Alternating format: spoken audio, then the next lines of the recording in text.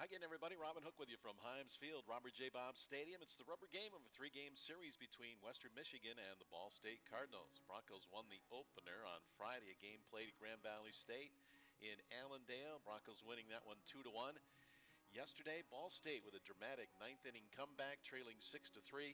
Got a grand slam home run from a backup first baseman, Jack Backus, to give Ball State the lead. They went on to victory 8-6 as they got to Bronco closer Turner Dorn, who was trying for a 4-out save yesterday. He got the out in the 8th, but could not get out of the 9th, and Ball State went on to even the series with that 8-6 victory yesterday. So the Broncos will try and win the series and continue near the top of the standings in the Mid-American Conference. Broncos go into this one with a 10-10 record. They're 6-2 in league play. Ball State 11-10 overall. They are also 6-2 in conference play. For the game, we caught up with head coach Billy Gernon to get his thoughts on yesterday and what we can expect today in Game 3 of this weekend series. Well, it's a rubber game of a three-game series in the Conference League. Ball State Cardinals. Broncos won the opener Friday 2-1, and Ball State rallied back in the 9th to win Saturday's game 8-6. Head coach Billy Gernon. And Coach, nice to win series. You got an opportunity to do that today. Yeah, and we'll look to be ready to go first pitch. And, you win series anywhere, including at home, on the road. It's a good thing. So we're in a situation here where we're off to a great start, and winning the series today would be a really good thing for the team and the program. Yesterday, hard luck when after leading 6-3 going into the 9th with your closer on the mound trying to get a 4-out save. Yeah, and we talked pregame at, where he ranks in the late inning stuff for me, and I would put him out there today left-handed even after what happened yesterday. But he was just off a tick, and the big problem yesterday, Robin, is we stacked some free bases. Carlisle did 3 in one inning and got out of it, but then we did 4 in the 9th.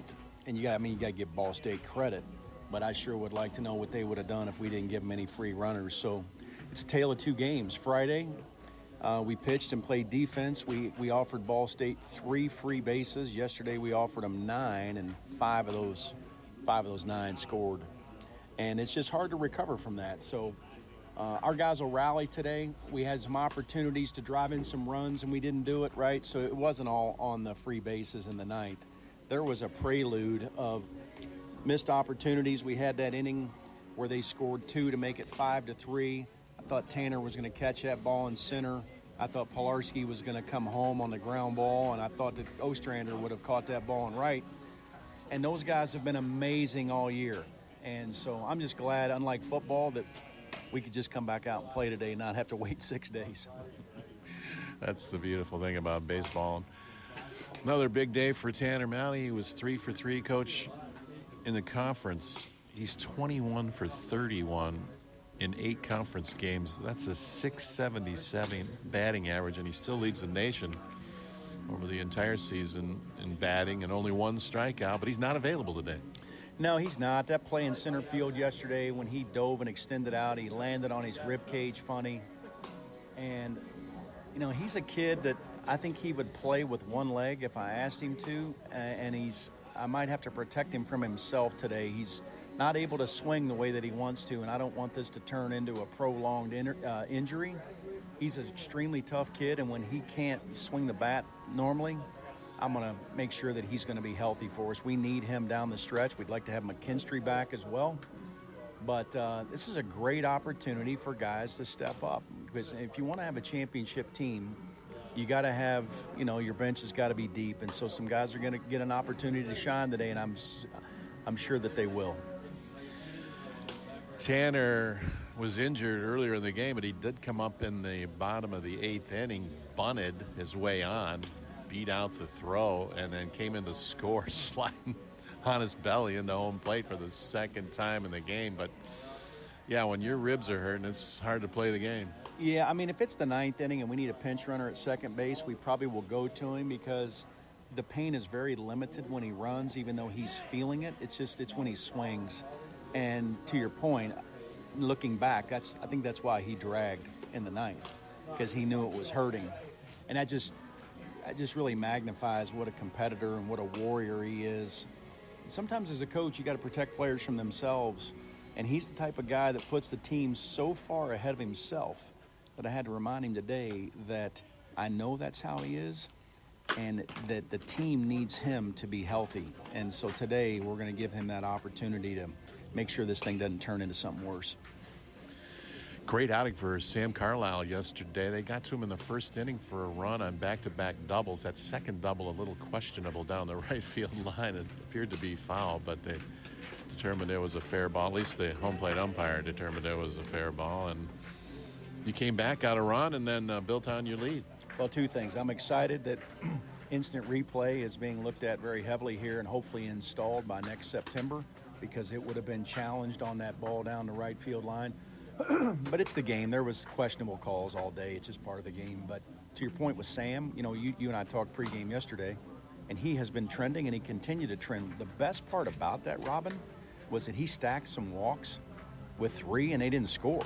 And so we had, and in the first there, that damage control to come off with just 1 run and then to follow it up with a couple of shutdown innings after that. I think he ended up with 7 strikeouts and the 3 walks where he just kind of loses focus. And Putnam's been continuing to work with him, but I love how he's trending. We got his pitch count kind of now where we might start stretching him out, because a big arm like that, you know, you'd love to get 6 or 7 out of him, and then, you know, keep hoping that we get McKinstry back in there, and it just kind of adds to our firepower.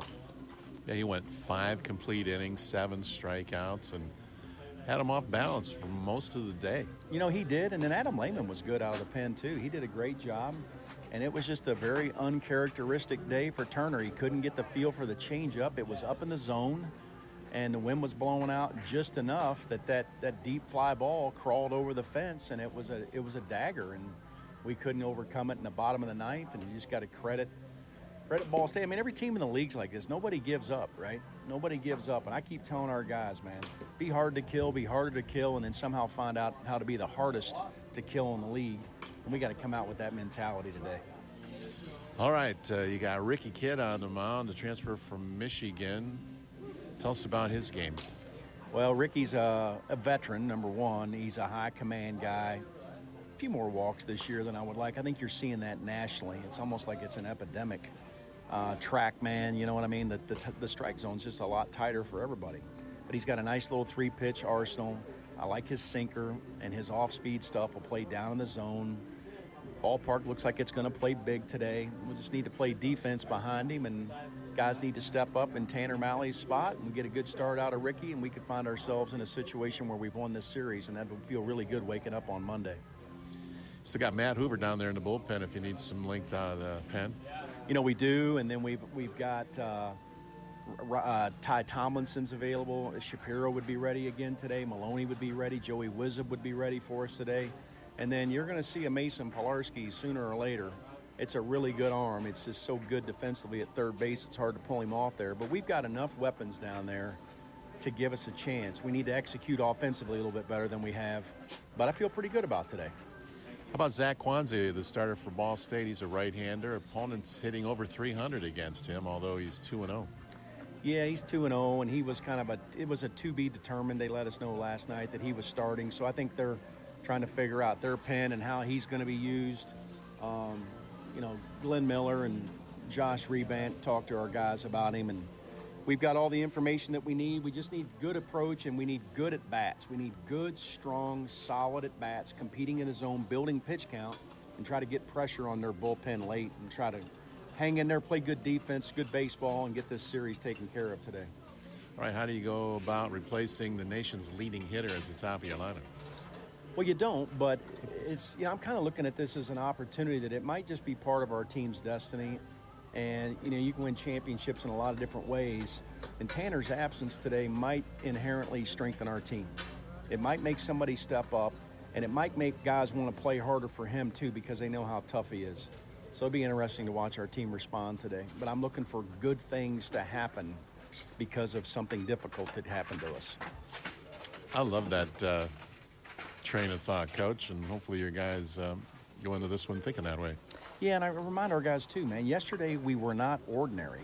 We didn't do ordinary things well. Friday we were extremely ordinary. It made us extraordinary. And I just keep pounding with our players. You just need to be ordinary in this game. What I mean by that is make plays, limit your walks, limit your free bases, and just by, returning the ball over the net in tennis, by not fumbling and not turning the basketball over, you become very difficult to beat. And when you're like that, you just start turning into something extraordinary. We need to get back locked into that. Sometimes these Sunday games go on and on and on, so you got to keep playing. You do. You do have to keep playing.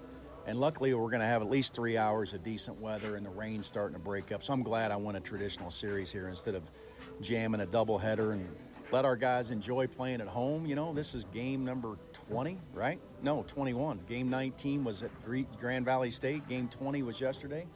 And this is game 21, only our second one here. So it's great to be at home, great to hit last, and let's watch some good Bronco baseball today, Robin. And everybody needs to be ready because you could call on everybody like Rich did yesterday over there at Ball State. He had everybody in the game yesterday. He pulled his catcher out in the first inning and then had a pitcher playing second base in the ninth. Yeah, he did. And, they've got a couple injuries too, and that's just what you got to do. Sometimes you're in a position where, I'll give you an example like Turner. Sometimes Turner at 90% might be better than anybody you have at 100, and it's not his stuff as much it is the moxie, and the guy wants to be out there. I reminded him yesterday, I'd take him left-handed today. He'll be down, obviously, but I'll take that guy anytime late. He's got a short memory and a ferocious competitive desire, and I look forward to the next time he gets out there. Good stuff, Coach. Thanks for the time. Good luck today as you try and take this series from a very good Ball State team. Thanks, and go get them. Thanks, Robin. Go Broncos. Coach Gernon before today's game, Western Michigan and the Ball State Cardinals. Umpire meeting taking place at home plate with Ball State head coach Rich Maloney, former Bronco great shortstop and assistant coach with Fred Decker, and Billy Gernon now in his 16th season at Western Michigan. Let's look at the lineup for today's game for visiting Ball State with a record of 11-10, 6-2 in the Mid-American Conference, coached by Rich Maloney in his 21st season at Ball State. Leading off and DHing a sophomore from Evansville, Indiana, Braden Hebner. Batting second at first base, a junior from Fergus, Ontario, Canada, Jacob Gillis. Batting third, the shortstop, a senior from West Sacramento, California, Brett Griffiths. Batting fourth at second base, a junior from Pleasant Prairie, Wisconsin, Brady Davidson. Batting fifth, playing left field, a junior from Canton, Georgia, Kensky Thomas. In the sixth hole and catching, a junior from Appleton, Wisconsin, Max Kalk. Batting seventh at third base, a freshman from Fishers, Indiana, Houston Dunn. Batting eighth, the center fielder, sophomore from Alexandria, Virginia, John Colligan. And batting ninth, playing right field, a senior from Flushing, Michigan, Gavin Bayless. On the mound for Ball State today is a junior right-hander, Zach Quansney, with a 2-0 record, 4.60 earned run average. He's 6'5", 230, a junior from Mokina, Illinois. For Western Michigan, leading off and playing second base, a senior from Ferdinand, Indiana, transfer from Evansville, Drew Howard. Batting second from Naperville, Illinois, junior left fielder Mark Meneke. Batting third, playing shortstop, a grad student from Mokina, Illinois, Mike Maloney. Batting fourth at first base, Avery Thielman. In the five-hole, Connor Ostrander, the right fielder. Batting sixth and DHing, Josh Polubinski. Hitting seventh at third base, Mason Polarski. Batting eighth, the catcher Nolan Zajac, and playing center field, batting ninth, Cooper Holmes.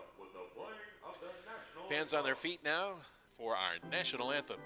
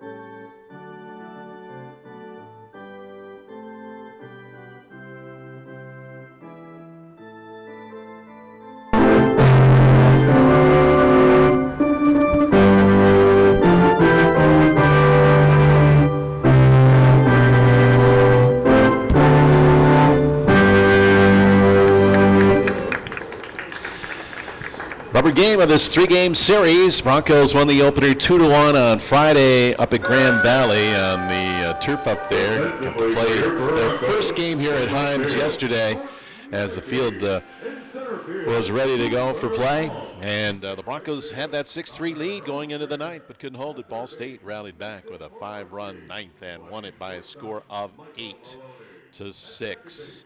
So the Broncos will look for their 7th conference victory, trying to hang in there with the teams at the top of the standings. Right now, Kent State up there with first place standings after play yesterday. We'll take a look at those scores from yesterday and also look at the standings throughout our broadcast today and keep you updated on the Game 3 scores in this series across the Mid-American Conference as we move along today. Broncos are wearing their new cream-colored uniforms, tribute to the 1950 teams here at Western Michigan, with Western Michigan across the front, golden brown piping up the side, wearing their brown caps with the gold bills and the Bronco logo on those caps. Ball State dressed in all black today with the red and white trim. Rich Maloney trots down to third base coach's box. He's down there sometimes. Sometimes he's in the dugout. Keep an eye on that. The Broncos going with Ricky Kidd. He's a transfer from Michigan, grad student from Trenton. His record is 2-1. He's got a 6.66 earned run average. Ricky is 6'2", 185. And a nice pickup for the Broncos. He's been that Sunday starter so far through the season. Number 3 starter for the Broncos. Defensively for Western Michigan, Mark Manicky's in left. Cooper Hums manning center field today in place of the injured Tanner Malley. Connor Ostrander's in right. Mason Pilarski at third. Mike Maloney at short. Drew Howard, the second baseman. Avery Thielman at first. Nolan Zajac behind the plate. And Ricky Kidd on the mound. Leadoff man for Ball State is Braden Hebner, and the first pitch of the game is over but low. 1 ball and no strikes. Nate Thompson behind the plate calling balls and strikes today. Corey Hinga down at first. Aaron Woodbury, the umpire, down at third. Kidd ready to go. The pitch inside. 2-0 the count to Braden Hebner, who's hitting .292. 3 home runs, 7 runs batted in. He's 2 for 8 in the series so far with 2 runs scored and a couple of doubles. Another pitch just off the plate inside, and Kidd goes 3-0 now on the leadoff man, Braden Hebner.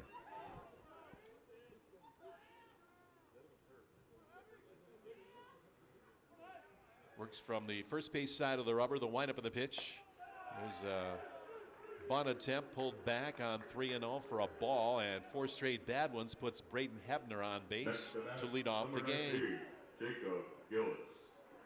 That'll bring up Jacob Gillis. He's a junior from Fergus, Ontario, Canada, hitting .351 with 7 home runs and 20 runs batted in. 2 for 7 in the series with a run scored and a double. Stands upright at the plate, bat right over the top of home plate, and he takes a pitch outside. That's 5 bad ones so far from Ricky Kidd to start the game. Hebner, the runner at first, with a leadoff walk. Ricky working from the set now with the runner at first base. And there's a quick toss over there to Avery Thielman. Hebner gets back. Cloudy here today. Wind blowing in a bit from right center field. There's another pitch off the plate. 2-0 the count on Jacob Gillis. That's 6 straight bad ones from Ricky. The 2-0 on the way. There's a strike at the knees. 2 balls and a strike now to Jacob Gillis with a runner at first. Nobody out. Top of the first. Come on out and join us. A lot of baseball to be played here today. The kick and the pitch. It's high. 3 balls and 1 strike.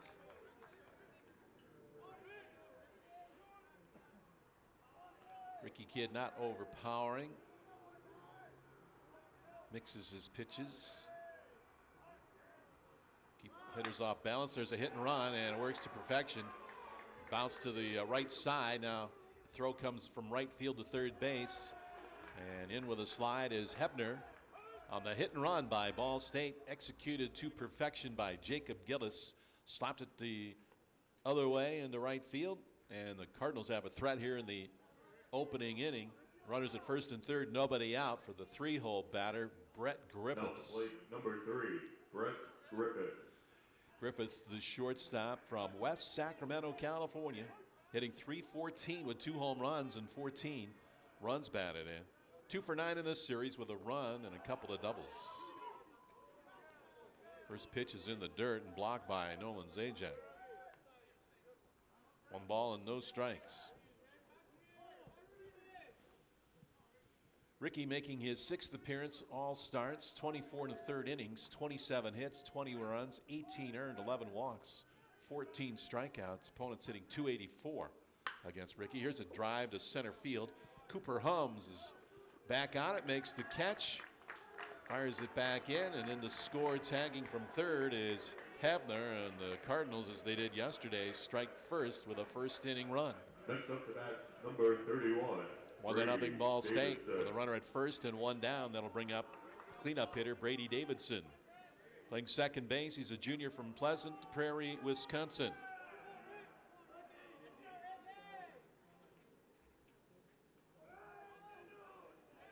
Left-handed hitter. Did not play yesterday. Takes the first pitch for a strike.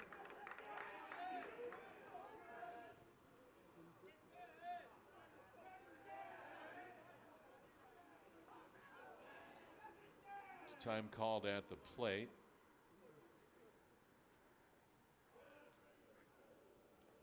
Now Ricky's back on the rubber. Want to reset the pitch clock. It's at 6 as the pitch is delivered, and it's opposite field single to left by Brady Davidson. Slapped it through the hole at short and third.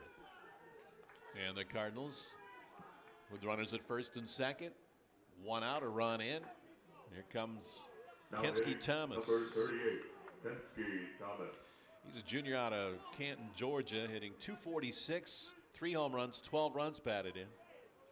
Thomas 2 for 9 in the series with a run, scored, and a double. He doubled and scored the only Ball State run in the Friday game. Swings and fouls. The first pitch from Kidd backing out of play. 1 strike the count on Kensky Thomas.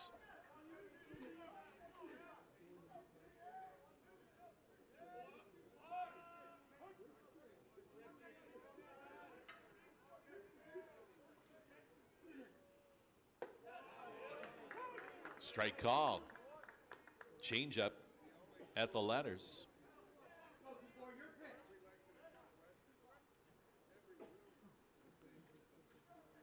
No balls and 2 strikes. Ricky checks his runner at second base. And the pitch in the dirt, blocked by Zajac. Nolan's done a great job behind the plate, blocking balls. Up and out his pitchers. That ball in front of him, not allowing the base runners to take the extra base. 1 ball, 2 strikes now on Thomas. The kick and the pitch. Swing and a line drive over the head of shortstop Mike Maloney into left field for a base hit. The runners advance 1 base on the single by Thomas. And they're loaded with 1 out and a run in. Now batting for Cardinals, number 8, Max Call. Here's the catcher, Max Culp, junior from Appleton, Wisconsin, hitting .250 with a home run, 4 runs batted in. 0 for 4 in the series with a run scored. He did not start the game yesterday, but came in the bottom of the first after Scheiman, the starting catcher, allowed a ball to get by him and a run to score. There's a ball up high. Ball State bench is fired up. Carrying over from the 9th inning yesterday when they rallied back to win. There's the set and the pitch. In the dirt. 2-0 the count on Max Kalk with the bases loaded, nowhere to put him. And now Zach Putnam is going to walk out and talk with his pitcher. Maybe calm down that Ball State dugout a bit.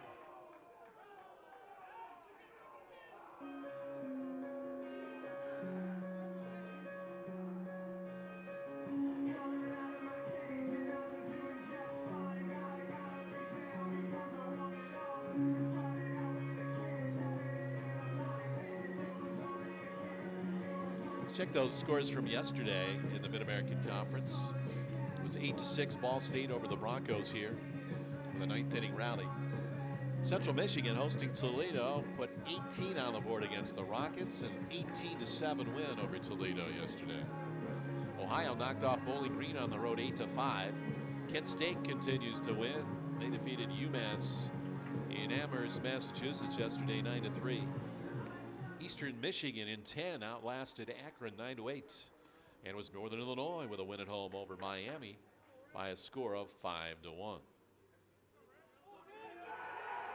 Keep you updated on the scores today as the Ball State bench ready to fire up their hitter Max Kalk. 2-0 the count. The pitch, swing and a miss on a changeup, and the Bronco dugout responds.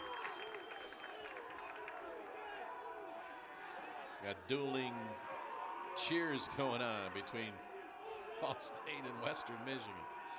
Here's the 2-1 from Ricky Kidd. Swing and a miss.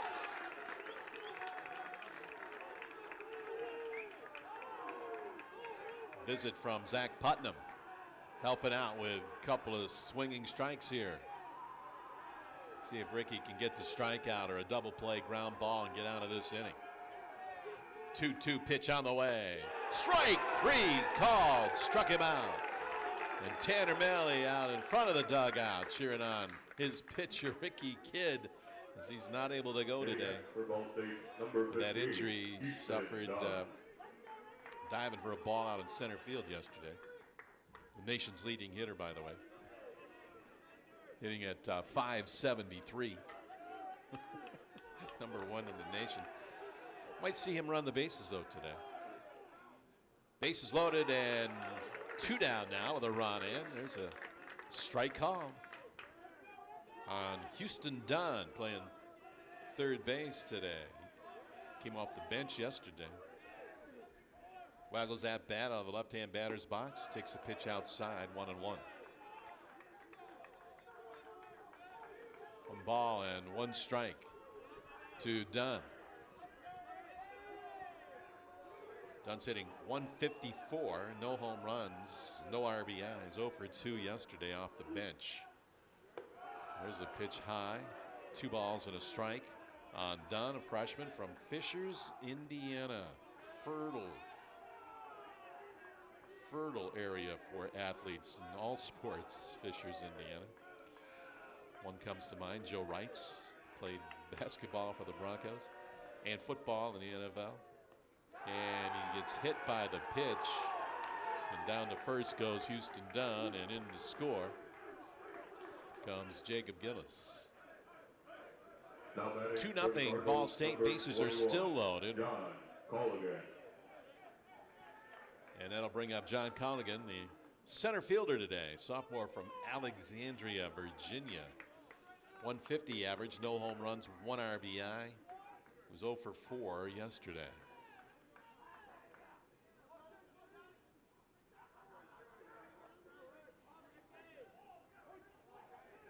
Right-handed hitter, open stance at the plate.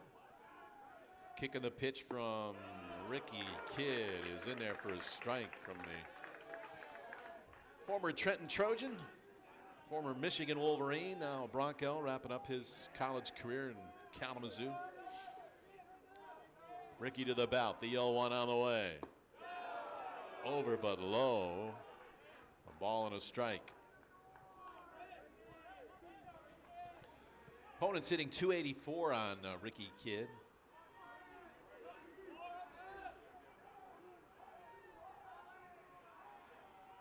1-1 pitch on the way. Lays off a pitch that is in there for a strike at the letters. There was a changeup on the outside part of the plate, and Kidd ahead in the count now. 1 ball, 2 strikes. Bases loaded. 2 runs in for Ball State here in the first. Broncos trying to limit the damage here. The 1-2 on the way. Bouncer to second base. Fielded by Howard to first in time by a step. And Culligan is retired. The Cardinals leave them loaded, but they score 2. We go to the bottom of the first. It's Ball State 2, Western Michigan coming to bat. This is Western Michigan baseball on YouTube Live and WMUBroncos.com.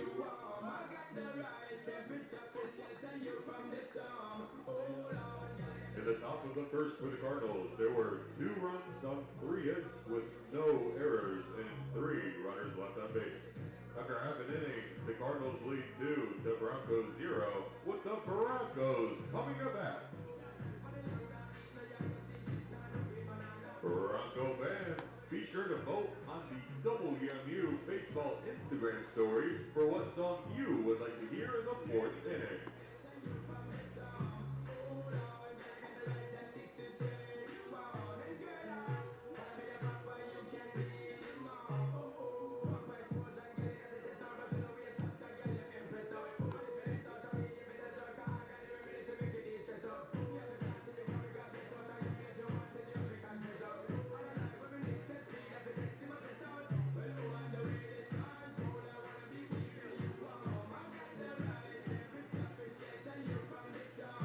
Zach Kwasny, the starting pitcher for Ball State. This will be his 7th appearance. 6th start of the season.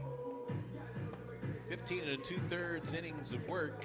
20 hits. Giving up 8 runs all earned. 2 walks, 12 strikeouts. Opponents hitting .323 on Zach Kwasny.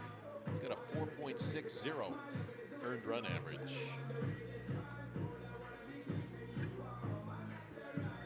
Drew Howard, Mark Meneke, and Mike Maloney, the top 3 hitters in the Bronco order. Defensively for Ball State, Kenski Thomas in left field, John Culligan, the center fielder, Gavin Bayless in right, Houston Dunn at third base, Brett Griffiths at short, Brady Davidson playing second base, Jacob Gillis at first, Max Kalk behind the plate, and Zach Kwasny on the mound. 6'5", 230-pound junior from baseball-rich Wakena, Illinois. Drew Howard. Baseball players all over college baseball from the town of Wakena, Illinois. Broncos have a couple, and the Maloney boys. Here's Drew Howard leading off with Tanner Malley not in the lineup today. Senior from Ferdinand, Indiana, transferred from Evansville, hitting at .363, no home runs, 10 runs batted in. 2 for 8 so far in the series. A couple of runs scored, had a triple yesterday. Takes the first pitch in there for a strike called on the outside corner. 1 strike on Drew. Kicking the pitch. That one's in the dirt. Ball and a strike.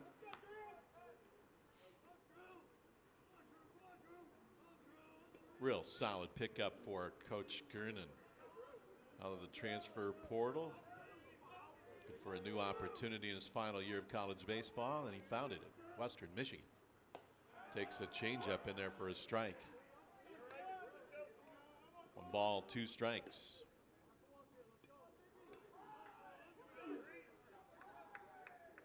Moves up a peg in the batting order. He's been hitting in that 2-hole behind Tanner Malley. The 1-2 pitch coming up from Kwanzi. Oh, backing out of play. Kwanzi, a big, big, strong pitcher.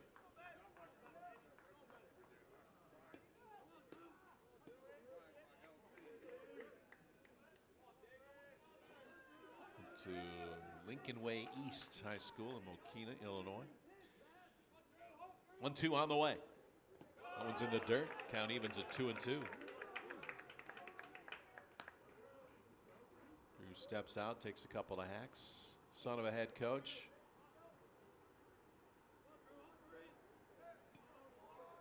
Looks like a solid middle infielder. And he's done a great job at second base, teaming with Mike Maloney there in the middle of the infield. There's a chopper that is snared at third base. The long throw is in the dirt. It gets away from the first baseman. Howard slipped as he rounded first base and has to hold there, as the first baseman Jacob Gillis retrieves that errant throw from the third baseman Houston Dunn. So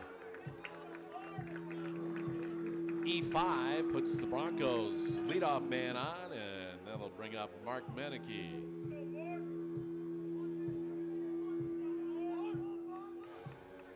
Broncos trying to answer Ball State's 2-run top of the first. They get their leadoff man on.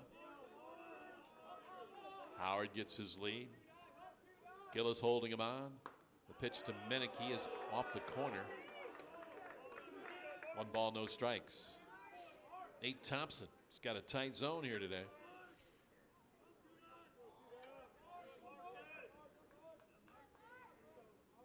One ball, no strike count on Meneke. Throw to first. Drew Howard gets back. Drew's third on the team in batting with a .363 average. He's played in all 21 games now. He's 4 for 4 in stolen bases. There's a drive just foul down the first base line into the Ball State bullpen area. Ball and a strike now on Mark Meneke. Parkland College transfer, junior from Naperville, Illinois. Hitting .234, home run, 6 runs batted in. 2 for 7 in the series with a double. Had a big game a week ago in Ohio against the Bobcats. Picked up 5 hits in that game at Bob Wren Stadium 1 week ago today. A series that the Broncos swept. Set by the righty. There's a bouncer to second. Over to second for 1. The relay to first in time for the double play. Meneke bounces into a 4-6-3 double play.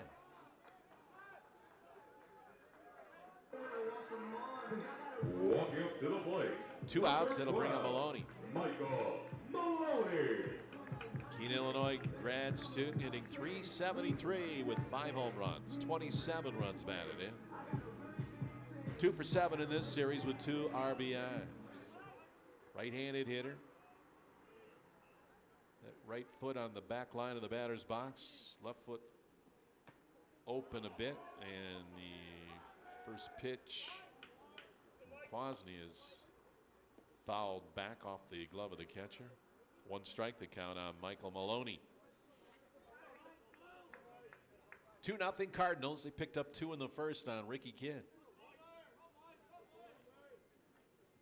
Broncos got their leadoff man on in an error, but double play brings Maloney up with nobody on and 2 out. Play Mike a little bit around the left. Center fielder John Colligan to the shortstop side of second base out there in center field, medium depth. Pitches a called strike on the outside corner. Mike didn't think so. Steps out for a bit. Now he digs back in. The set by Kwasny and the pitch. Bounces up there. 57-footer that time from Kwasny. Blocked by Kalk.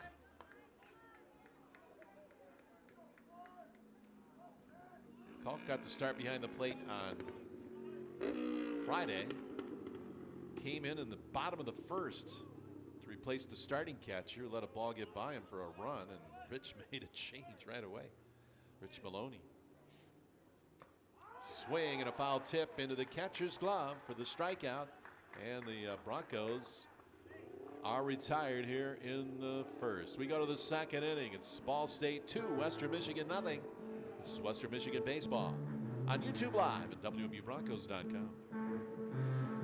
In the bottom of the first inning for Western Michigan, the Broncos scored no runs on no hits with 1 error and no runners left on base. Keep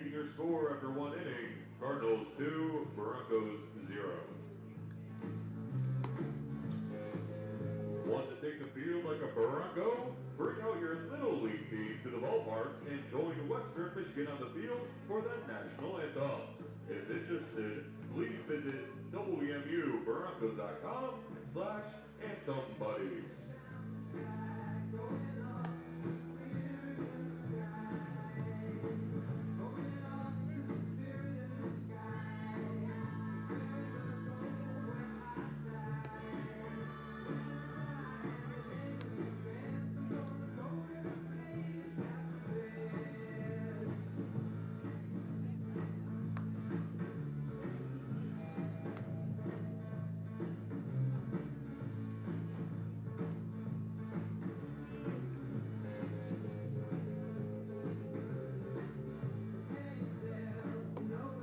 We gave you those scores from yesterday in the Mid-American Conference. The standings after Saturday's play look like this. Kent State in first place, 7-1. The Golden Flashers are 17-4 overall. Ball State, Toledo, and Western Michigan all tied at second place, 6-2 for the Cardinals, the Rockets, and the Broncos. Miami and Northern Illinois tied at 5-3. Akron at 4-4, Bowling Green at 3-5, Central at 2-6 along with Ohio. UMass and Eastern down at the bottom of the standings, 1-7 records. First pitch from Ricky Kidd to Gavin Bayless is in there for a strike. The 9-hole hitter from Flushing, Michigan, a senior playing right field today, hitting .293, no home runs, 6 runs batted in. 2 for 10 in the series. Has a double and scored a run. 0-2 pitch is fouled back and out of play. Bayless hit at the top of the order Friday. Hitting the 9-hole yesterday. He's back there today. A lot of coaches like to have one of their better hitters in the 9-hole to roll it over to the top. And certainly the case here with Gavin Bayless. There's a pitch in the dirt. 1-2 the count on Bayless.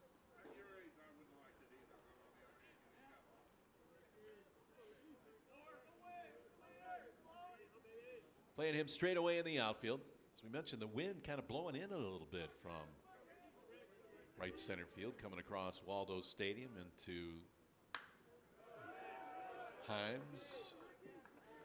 Pitch is fouled back over the berm and out of play. 1 ball and 2 strikes. Broncos will be right back here next weekend hosting the UMass Minutemen. First meeting in conference play between the Broncos and the newcomer into the MAC, UMass. Friday, Saturday, Sunday scheduled 3-game series. Foul ball down the first baseline by Bayless. Count stays 1 ball, 2 strikes. Kidd winds and delivers. Chopper down to short, glove by Maloney, over to first in time to get Bayless.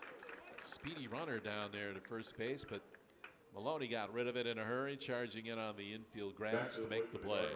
Number 12, Braden Hebner. Back at the top of the order now, Braden Hebner.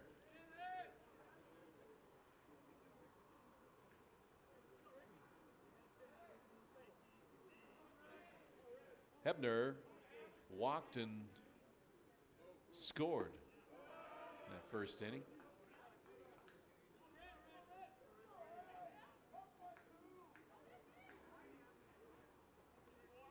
Takes the first pitch for a ball from Ricky. Here's the windup and the 1-0.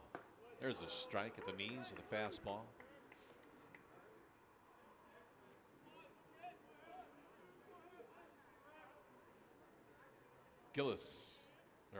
Hebner kind of spreads out at the plate. Here's a bouncer right back up the middle, just off the glove of a diving Drew Howard behind second base. And that's a 1-out single for Hebner. He's on base for the second time Number today. 19, Jacob Gillis. That'll bring up Gillis.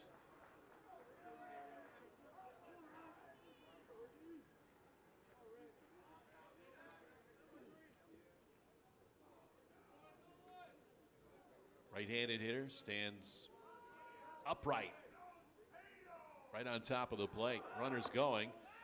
Throw down to second base is to the shortstop side of the bag. Drew Howard flags it down, but a stolen base for Hebner.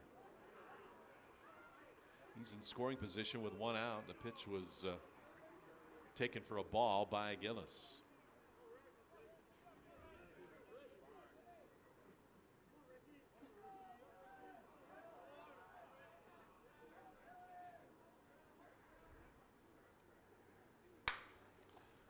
Bouncer back to the mound, gloved by Kidd. He checks the runner back to second and flips over to first to retire Gillis. That'll bring up Brett Griffiths with a runner at second and 2 down. Now the plate, number 3, Brett Griffiths.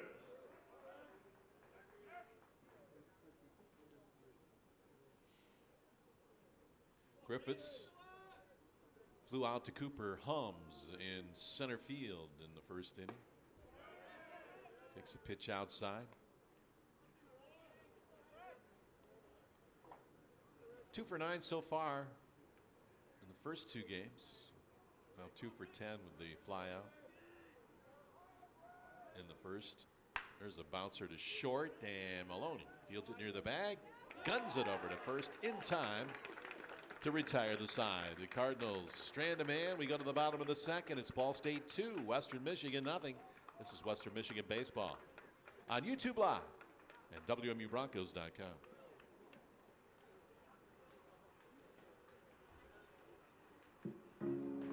In the top of the second for the Cardinals, there were no runs on 1 hit with no errors and 1 runner left on base. Keeping your score, Cardinals 2, Broncos 0. Be sure to stop by the marketing table to get the time of the 7th inning stretch. The contest ends at the end of this inning. Don't miss out.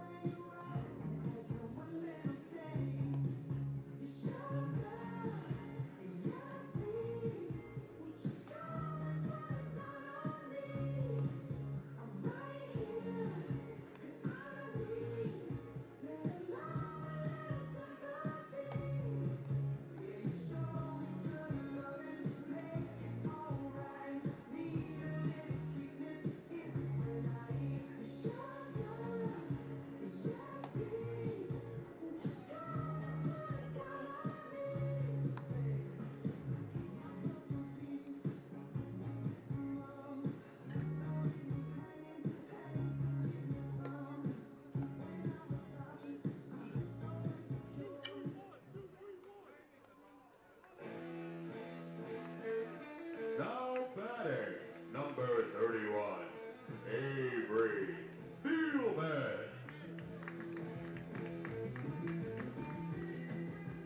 Four, 5, 6 hitters due up for Western Michigan. Thielman, Ostrander, and Polovinsky. Against the right-hander, Zach Kwasny. Thielman, senior from Kalamazoo, hitting .233. Takes the first pitch over but low. 1 ball, no strikes. .233 average for Thielman. 2 home runs, 12 runs batted in. Has an RBI in this series. 2 for 9 so far in the first 2 games. 1 ball, no strikes to Avery. Spreads out at the plate. Out of a crouch. Chops one foul over by the Bronco dugout. 1-1 to Avery Thielman.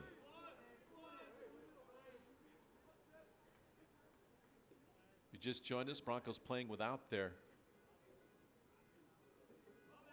leadoff hitter and center fielder Tanner Malley, who suffered a minor injury, I would say, in center field, diving for a ball yesterday. Probably could go, but Coach Gernon playing it safe with the nation's leading hitter, who's hitting .677 in conference play, 21 for 31. This is ridiculous how he has hit the ball this year so far. Trying to keep him healthy. Here's a bouncer up the middle. Tough play for Griffiths near the bag at first, and he got him by half a step. One down here in the Broncos' second inning. Number 7, Connor Ostrander. Here comes Ostrander, the senior out of Granger, Indiana, playing right field. Connor hitting .253 with 3 home runs, 18 runs batted in. He's 1 for 8 in the series with an RBI. It seems like he's hit the ball hard, but right at him in this series. He blistered a ball on Friday into the gap that Ball State ran down. He did get an RBI on a sac fly on that play. Had a couple other hard hit balls that were caught. Takes that first pitch from Kwasny over but low. 1 ball and no strikes. To the jack of all trades for the Broncos, Connor Ostrander, who's kind of locked down right field right now. There's a pitch outside, 2-0. He's got a string of gloves. He can play middle infield, third base, first base, all of the outfields. Not sure he's got a catcher's glove, or wouldn't surprise me if he has one stashed away somewhere. 2-0 count. The pitch. Popped up on the infield. Sky high pop up called by the third baseman, who fights off the breeze and hauls it in. Houston Dunn, the freshman. Next up after your Broncos. They catch down there at third base. 17, Josh Polubinski. Here's Paul Lubinsky, the junior from Plainfield, Illinois, DHing today. He's hitting .289 with a home run and 6 runs batted in.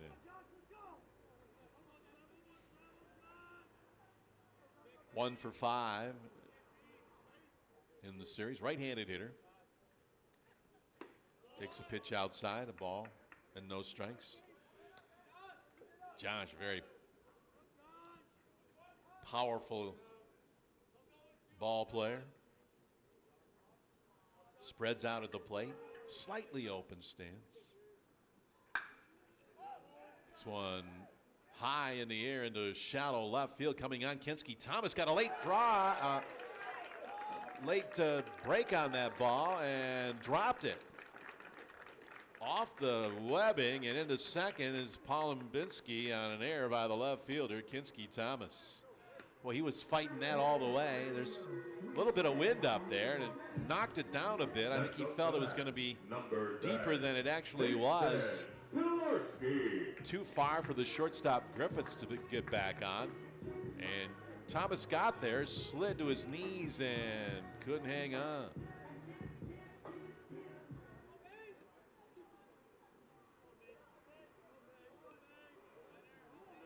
Going to score that a base hit. And Paul Lubinsky will take it. We'll bring up Mason Pilarski, the third baseman. Freshman out of Macomb, Michigan, hitting .183, no home runs, 5 runs batted in. He's 1 for 6 with a run scored in the series, and he's played a flawless third base. Kicking the pitch in the dirt. 2-0 the count on Pilarski, who we may see on the bump perhaps today. He can pitch as well. He's made a couple of appearances so far in the season. Anxious to see him up there. They hate to take his defense away from third base. So 2-0 the count. Runner at second. 2-0 Ball State. Kwasny turns and fakes the throw there. Nobody covering the bag. Paul Lubinsky gets back. Now he gets his lead down at second. 2-0 count on Pilarski. Flies one into shallow center field. And coming on to make the play is John Colligan to retire the side. Broncos get a base hit and a runner at second, but do not score. We go to the third. Ball State on top. It's the Cardinals 2, the Broncos 0. This is Western Michigan baseball on YouTube Live at WMUBroncos.com.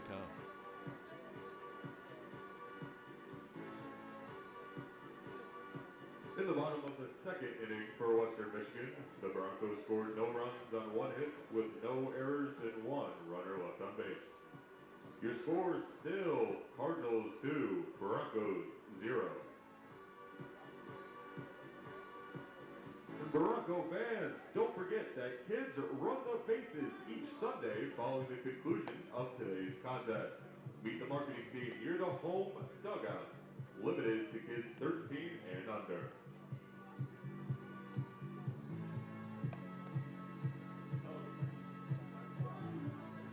It'll be a big day tomorrow here on the Western Michigan campus as the Broncos introduce their new men's basketball coach, Cahill Fennell, hired by Athletic Director Dan Bartholomew. Fennell will be formally introduced tomorrow as the 16th head coach in the history of the Bronco men's basketball program. The special press conference introduction tomorrow, 5:30 at the construction site of the new Kalamazoo Event Center. Fennell arrives in Kalamazoo following a successful tenure at Texas Rio Grande Valley. He established himself as one of the rising leaders in college basketball, guiding a team with 6 wins prior to his arrival to one of Division I's largest turnarounds with 16 wins and then 19 wins over the past 2 seasons. Most recently, he was named a finalist for the prestigious Ben Jobe National Coach of the Year Award, presented annually to the top minority head coach in Division I men's basketball. He's a California native. Number 31.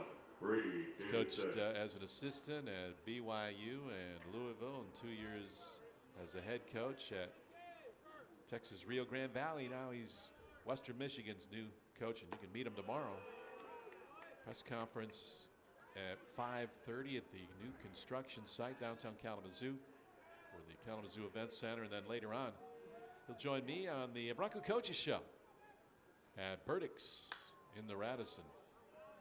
Can't be on hand. Tune in tomorrow right here on YouTube Live to the Bronco Coaches Show, and we'll introduce you to Cahill Fennell, the new men's basketball coach at Western Michigan. Davidson leading off, the second baseman. He's down in the count now, no balls and 2 strikes. And Ricky Kidd gets him to swing on a pitch in the dirt. Zajac completes the strikeout with a throw down to Avery Thielman. 1 up and 1 down here in the Ball State third inning. They lead it 2-0. Batting next, number 38, Kensky Thomas. Here's Kensky Thomas. Taking the 5-hole today, left fielder. First year Cardinal. Crazy power numbers in junior college a year ago. Georgia native, swings and fouls one back. 1 strike. Ricky's really dialed it in after a shaky start. He had command issues to begin the game, and Ball State was able to get some base runners and score twice on him. He limited the damage, though, leaving the bases loaded. And he's ahead of Thomas now. No balls and 2 strikes.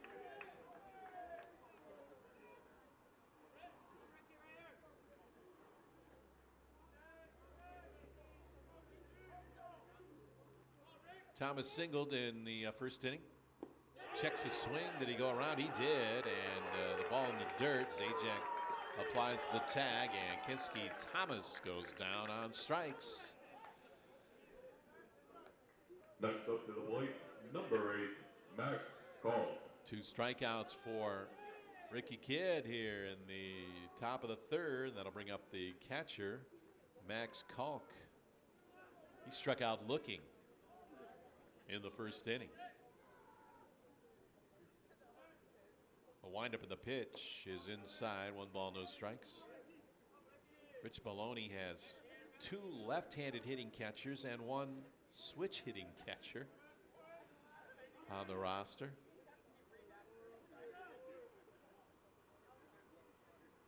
Here's the 1-0. It's in there for a strike. You get 1 catcher that hits left-handed. Those are like gold. He's got 2 plus a switch hitting catcher.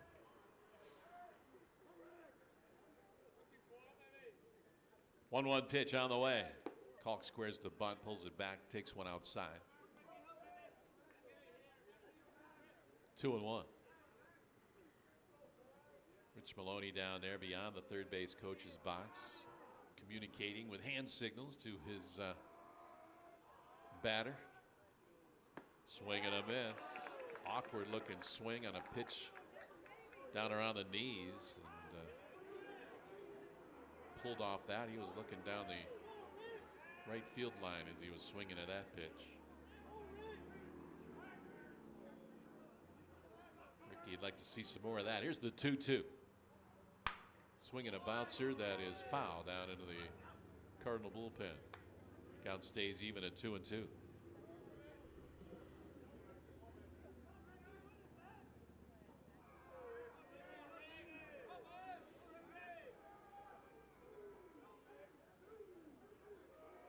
.50 pitches so far for Ricky Kidd. Number 51 on the way. Swinging a chopper, foul. That was close. Thielman dove for it. Not quite sure, fair foul, and came up empty. It got by him down into the bullpen, but a foul ball. Long strike. Count stays 2 balls and 2 strikes.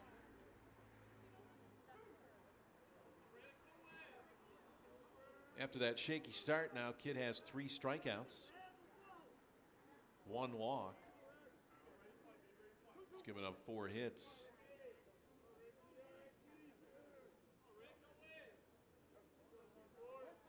Trying to set him down in order here in the third. Get the Broncos back up there to the plate. Here's the pitch. Swung on and fouled back and out of play.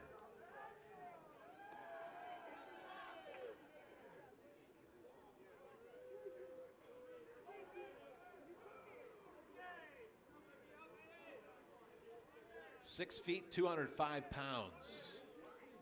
Max Caw. Great build for a catcher.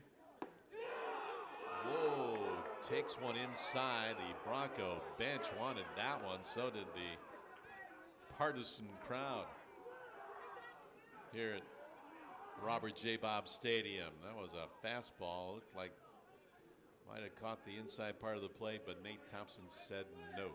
Count full, 3-2. Here's the payoff. Swing and a bouncer to Thielman. Stays down on one and steps on the bag to retire Colt. Not an easy play there, but Thielman scooped it up and retires Colt. Broncos will bat in their half of the third. They're chasing 2. 2.5 innings in the books. Ball State 2, Western Michigan nothing. This is Western Michigan baseball on YouTube Live at WMUBroncos.com. Runners left on base. Keeping your score, Ball State 2, Western Michigan 0.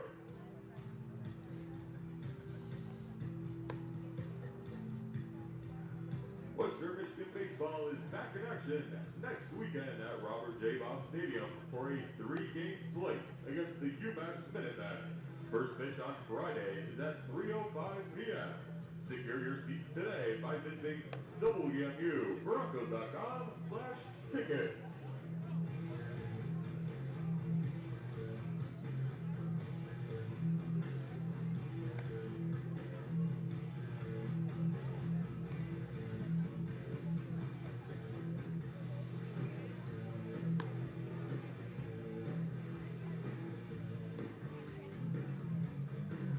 Mentioned Cahill Fennell will be introduced tomorrow as the Broncos' 16th head men's basketball coach. And in the release from the athletic department, Coach Fennell's built a reputation as a dynamic recruiter, player developer, and program builder at Texas Rio Grande Valley. He has never had a losing record and inspired a transformation that elevated the program's competitiveness and instilled a culture centered on toughness and accountability. His teams have been recognized for their style of play, defensive intensity, and ability to compete at a high level within their conference and beyond the court. Coach Fennell emphasizing academic achievement and holistic development, ensuring his student athletes succeed in the classroom and make meaningful impacts in their communities. All part of the deal when you come to Western Michigan in any of the Division I sports offered by the Broncos. forward to meeting Coach Fennell tomorrow. Broncos trailing by 2. We go to the bottom of the third.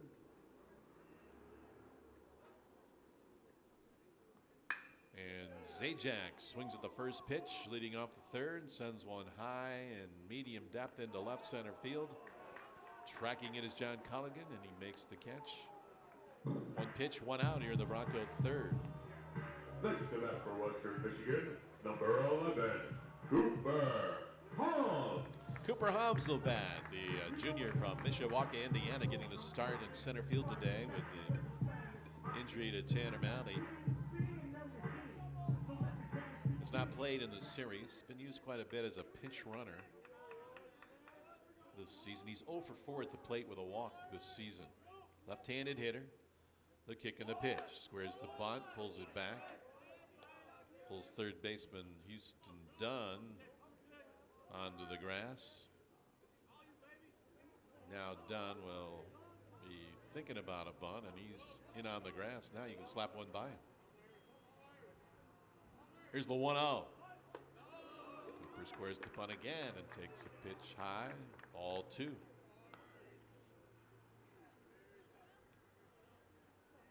Two balls, no strikes, 1 out.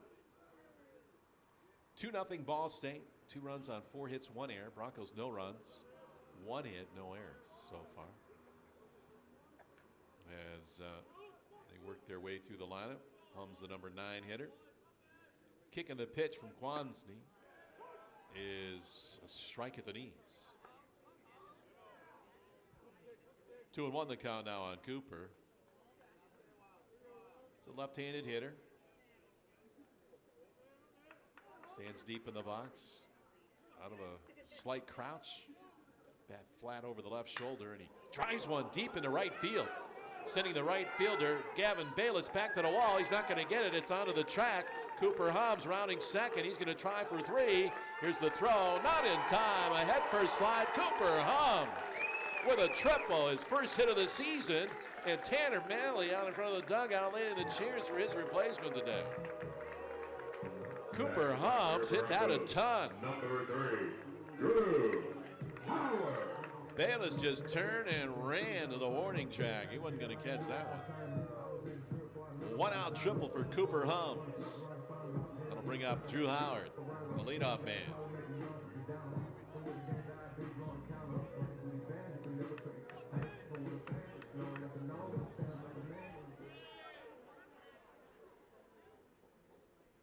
Howard with a runner at third. 1 down here. Broncos trailing 2-0. So they can get that run in, cut the lead in half. Here's the kick and the pitch. Outside of all. 1 ball, no strikes to Drew Howard. He was safe on an error by the third baseman Dunn, a throwing error. 358 batting average now for Drew Howard. The 1-0 on the way. That's inside, 2-0.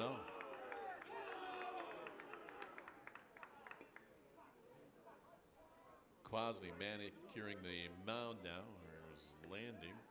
It's back up on the slab. Pitches from the first base side of the rubber.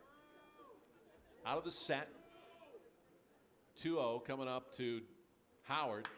Line drive into the corner in left field. That's going to drop for a base hit all the way to the warning track. Into score comes Cooper Hobbs. Into second with a stand-up double. Drew Howard and the Broncos trail now 2-1 with a tying run at second base. A triple by Hobbs and a double by Howard. And that brings Rich Maloney out of the dugout.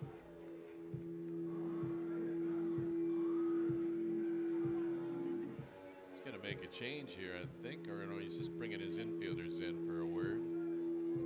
Nobody throwing, but stirring now in the dugout as some folks walking down to the bullpen down the right field line.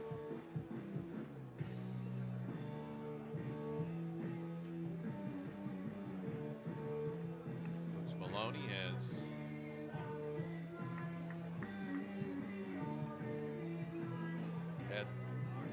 conversation. For your Broncos, number 20, Mark Meneke.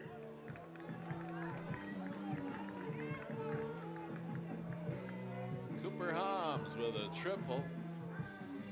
Drew Howard follows it with a double. RBI number 11 for Drew. And here's Mark Meneke, chance to drive in a run. The pitch to him. Strike at the bell.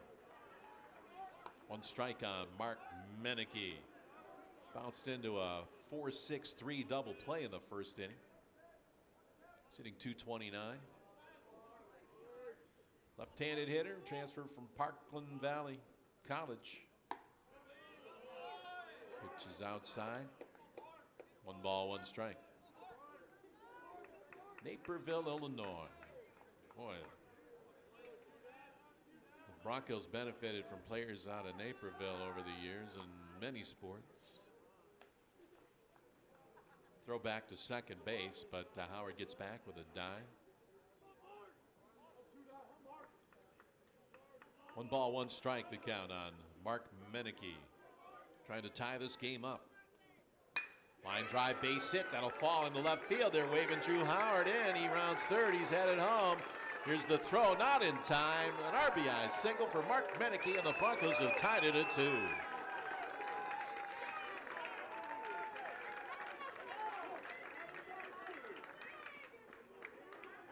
Got the barrel on it and lofted it into left center between the left fielder Thomas and the center fielder Colligan. And Howard read it well. He took off from the get-go.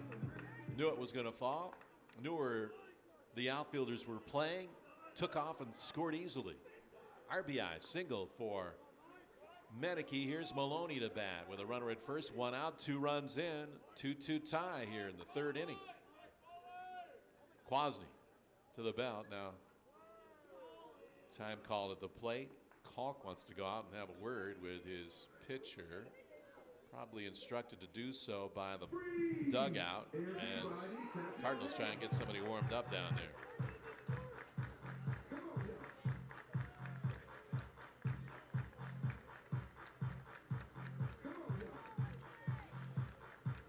Zajac led off by flying out to left center field.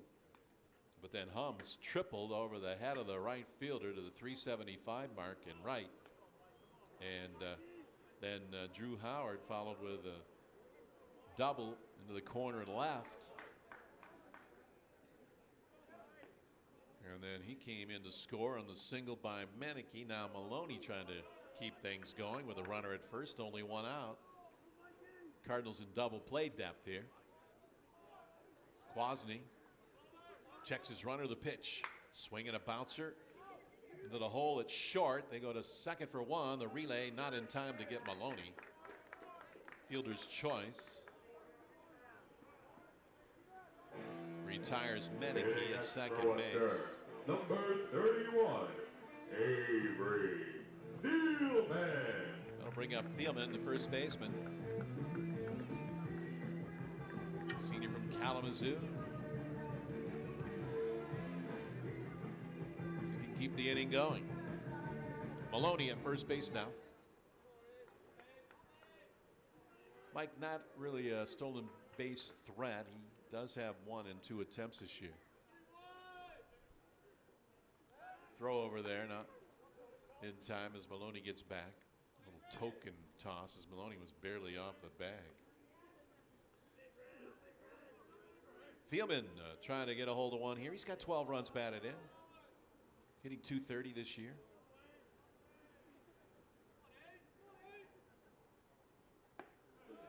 Takes a strike in the outside corner. 1 strike to Avery. Played summer ball for the Growlers last year. Got to play in front of his hometown fans. He plays at Western Michigan. Plays summer ball in Kalamazoo. Doesn't have to leave the area code. Get a lot of ABs. Takes a pitch outside for a ball, 1-1.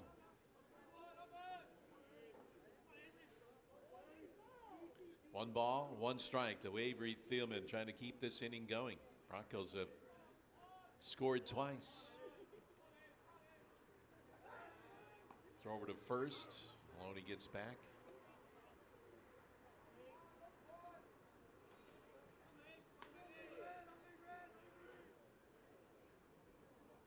Thielman has a home run power. He's got 2 home runs this year. Takes one outside. 2-1 on Thielman. Play him medium depth in the outfield. Pretty much straight away out there. Time is called as the ball gets out of the bullpen. Cardinals have a right-hander down there loosening.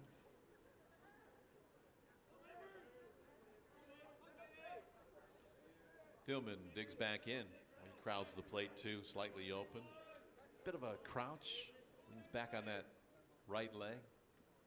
And drives one into the pole. It's short and third for a sharp single to left. And the Broncos continue to hit Zach Kwasny. Maloney down to second. Thielman roped that ball to left field. Number 7, Connor Ostrander. Here's Ostrander, and that's going to be all for Kwasny. And out comes Rich Maloney for the second time this inning. We're going to get a new pitcher.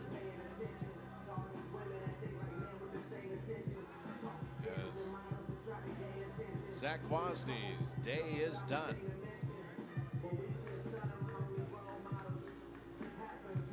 Pitches 2 2/3, gives up 5 hits, 2 runs, both earned with a strikeout, 2 doubles, a triple, and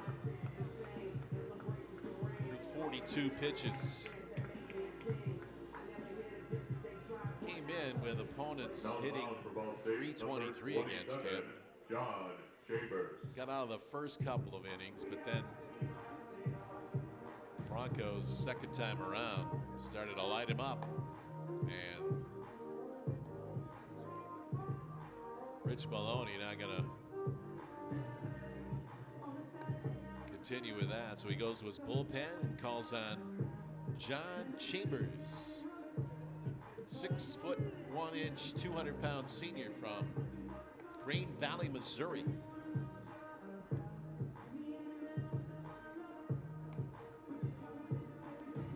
Making his 7th appearance, 6th in relief. He's got 1 start. 20 innings of work, 18 hits, 13 runs, 9 of those earned, 11 walks, 23 strikeouts. It's a pretty good strikeout rate, 23 strikeouts in 20 innings. It's better than 1 an inning. Opponents hitting .237 on Chambers with a 4.05 earned run average. His record is 2 wins and 3 losses.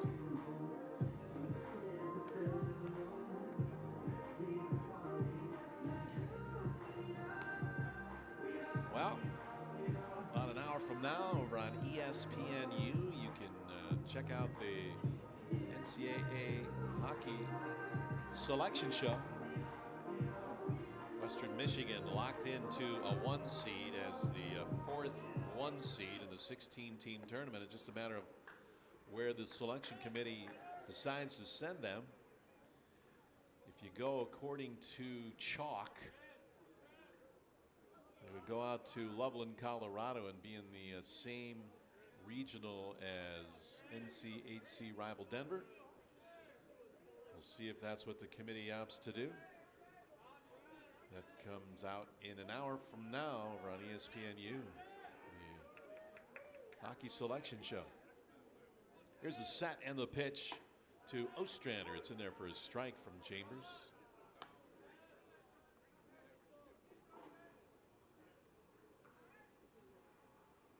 Right-hander. He's got kind of a short arm delivery. Working from the set with 2 runners aboard and 2 out. The pitch, that's inside. Ball and a strike to Ostrander. Connors come up with some clutch hits so far this season. 18 runs batted in, hitting in the middle of the lineup. If he can deliver one here, he's got a runner at second base. The pitch, swing and a miss. Got him on a changeup, way out in front, and he's behind in the count now. 1 ball and 2 strikes. Broncos have scored 2, threatening to add more. The pitch, swing, and a little pop foul, backing out of play.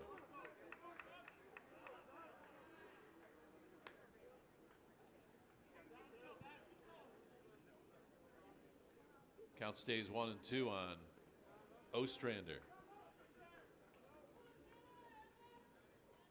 Sitting 214 with runners in scoring position.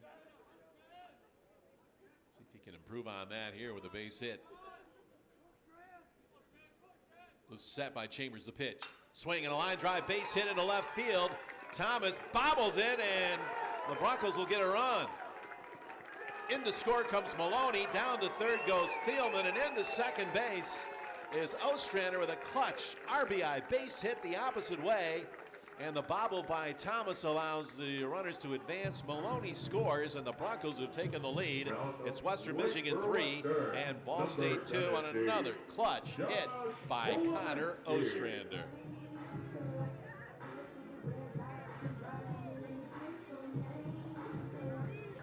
Not sure they would have sent Maloney had Thomas been able to come up with that ball cleanly.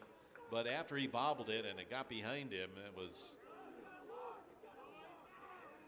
no chance. And now we might have a balk here. Let's see. They call a balk? I think it has something to do with the pitch count. Yes, the umpire writing down notes. Not a balk. That would have scored a run.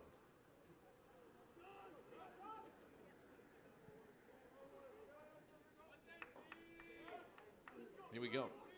Chambers ready to work. The kick and the pitch in the dirt. 1 ball to Polubinski. Has a chance to extend this lead now with a base hit. Good speed in Ostrander at second base. Could deliver 2 with a base hit here. 1 ball, no strikes. Chambers to the belt. The kick and the pitch. Swing and a foul into the dugout on the third base side. 1 ball, 1 strike to Josh Polubinski, the junior out of Plainfield, Illinois, DHing today.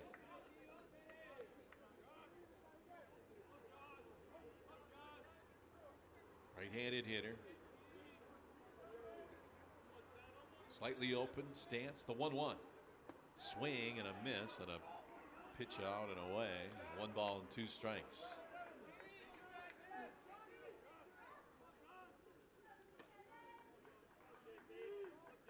.250 hitter with runners in scoring position.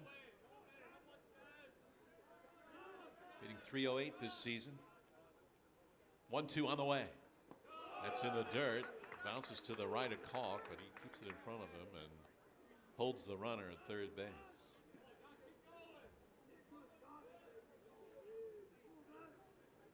Thielman's at third. Ostrander's at second. Broncos have plated 3 here to take the lead in the third. 2 balls and 2 strikes on Josh Polubinski. The pitch. Strike 3 called. He took a fastball right down the middle. And the side is retired. The Broncos strand 2, but they score 3 and take the lead. After 3 innings of play here at Robert J. Bob Stadium, Himes Field, it's Western Michigan 3, Ball State 2. This is Western Michigan Baseball on YouTube Live and WMUBroncos.com.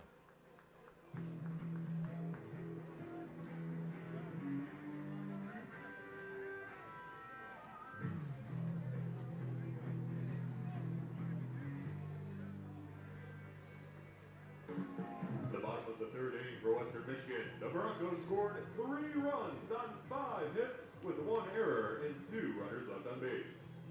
After 3 innings, your Broncos lead 3 to Cardinals 2.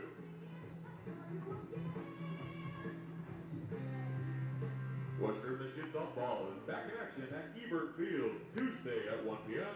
for the first half of a doubleheader against the Oakland University Golden Grizzlies. Grab your ticket at WMUBroncos.com/tickets.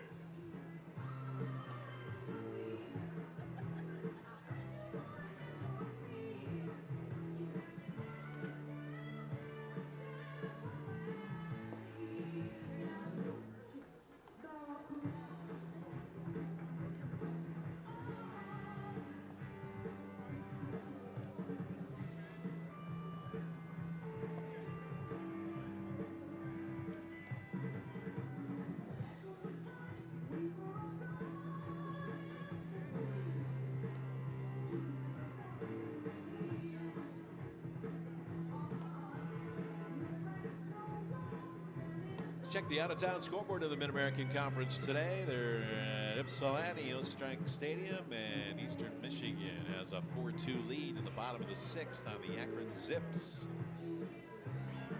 Kent State on the road at UMass. They're in the bottom of the 8th. Golden Flashes lead the Minutemen 8-6.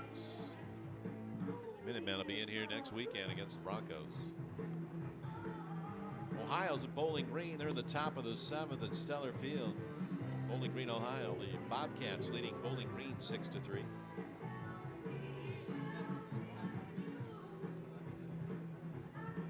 Up at College Field in Mount Pleasant, Toledo and the Chippewas are tied at 2. They're in the bottom of the 4th. And just getting underway into Cal.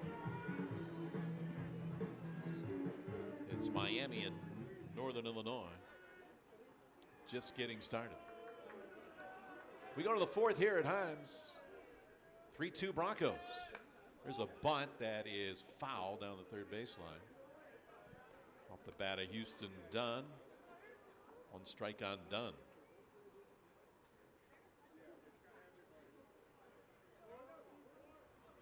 Ricky Kidd. 59 pitches so far. Had some command issues to start the game, and Ball State was able to put 2 runs on the board. They left the bases loaded, though.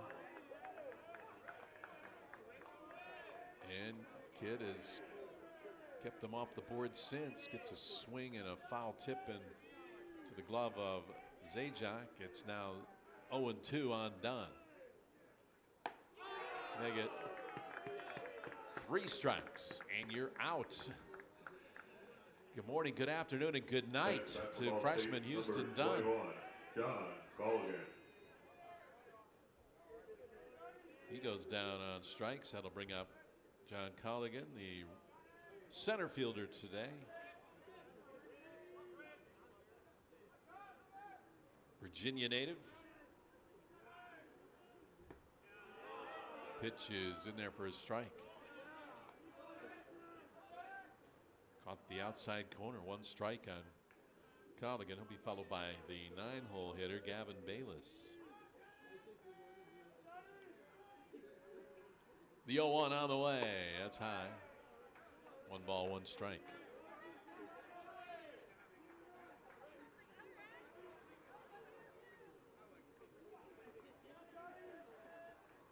Colligan grounded out to second base. He's only at bat today. Pops this one up near second base. Drew Howard calls for it over behind first base. In front of the outfield grass, still on the dirt, makes the catch. Colligan is retired.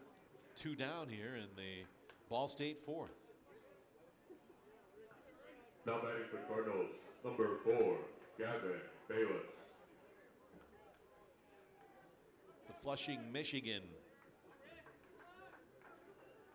native steps in for Ball State.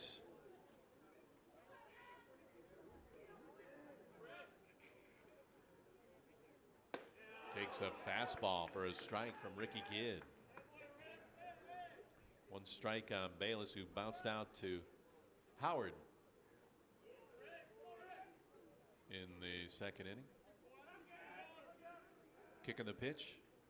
Swing and another ground ball to Drew. Backhand stab over to first in time. Good inning for Ricky Kidd. He retires him in order. And we go to the bottom of the 4th. Broncos with the lead. It's Western Michigan 3, Ball State 2. This is Western Michigan baseball on YouTube Live at WMUBroncos.com. In the top of the 4th for the Cardinals, there were no runs and no hits with no errors and no runners left on base. Keeping your score, Broncos 3, Cardinals 2.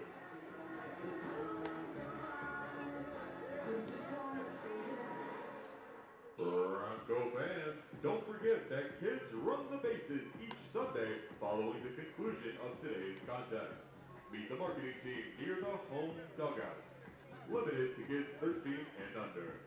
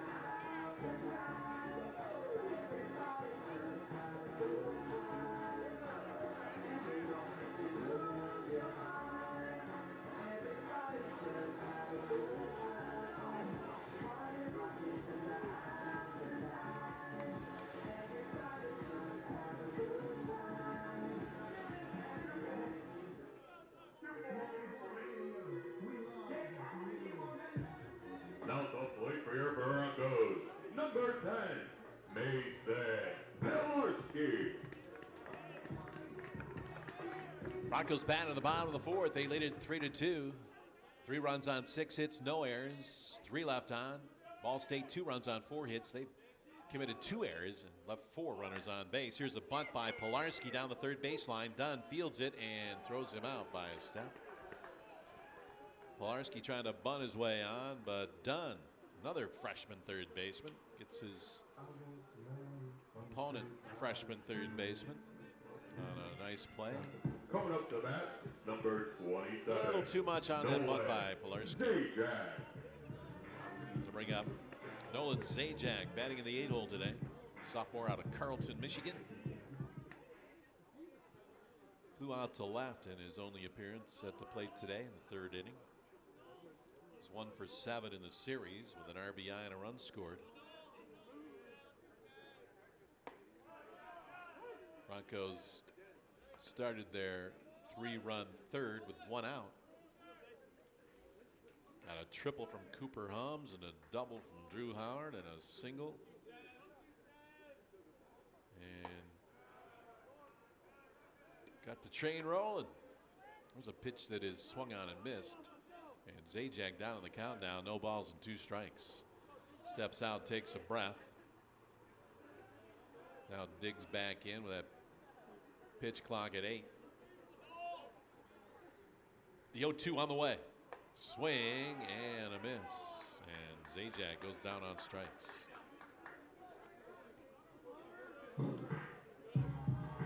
That'll bring up Next Cooper Hums. Number 11, Cooper Hums. Cooper this year has been used primarily as a pinch runner.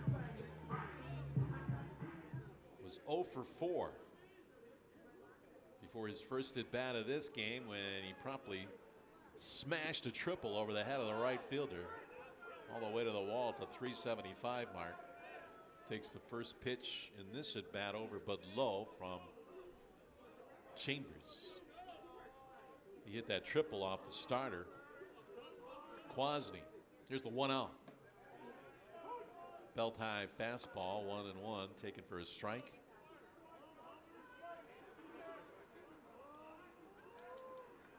Chambers came on in relief. He's got kind of a short arm delivery. Kind of bends that elbow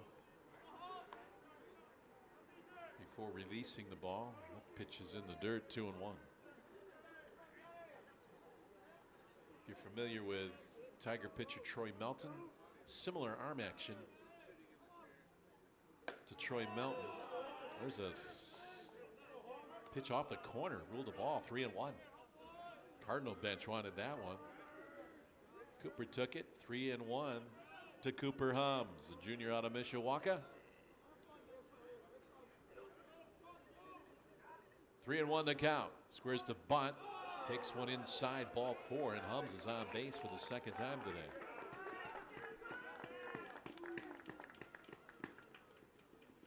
Broncos get a 2-out base runner. Here comes Drew Howard. Number 3, Drew Howard. Howard's been on base twice, safe on an error by Dunn at third base in the first, a throwing error. And after Cooper Hums tripled in the 3rd, he doubled him in, roped a double down the line and left.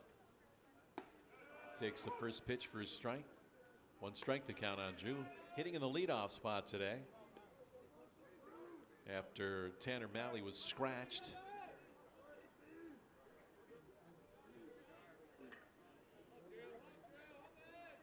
Oh, and 1 to count. The pitch.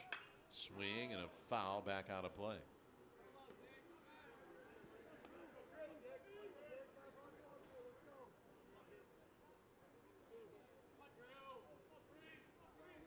No balls and 2 strikes now on Drew.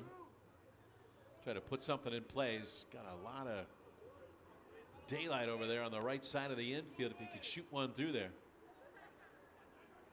Set by Chambers. Long look to the plate. And he'll go to first instead with the pitch clock at 2.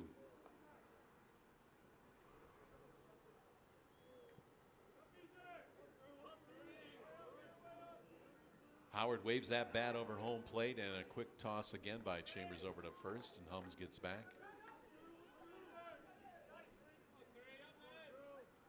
See if on the 0-2 count they send Hums. He's got a nice lead, doesn't go, and there's a bouncer. Tried to shoot one through the right side, but scooping it up at second base is Brady Davidson, and he makes the play to retire Howard. And we go to the fifth. Broncos scoreless in the fourth, but they lead it after 4. It's Western Michigan 3, Ball State 2. This is Western Michigan Baseball on YouTube Live and WMUBroncos.com. In the top of the fifth for the Cardinals. In the bottom of the fourth for Western Michigan, the Broncos scored no runs on no hits with no errors and 1 runner left on base.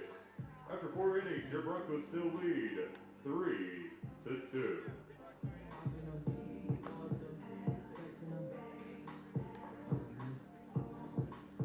You voted and we heard. Here's your song selected by the fans on the Western Michigan Baseball Instagram account.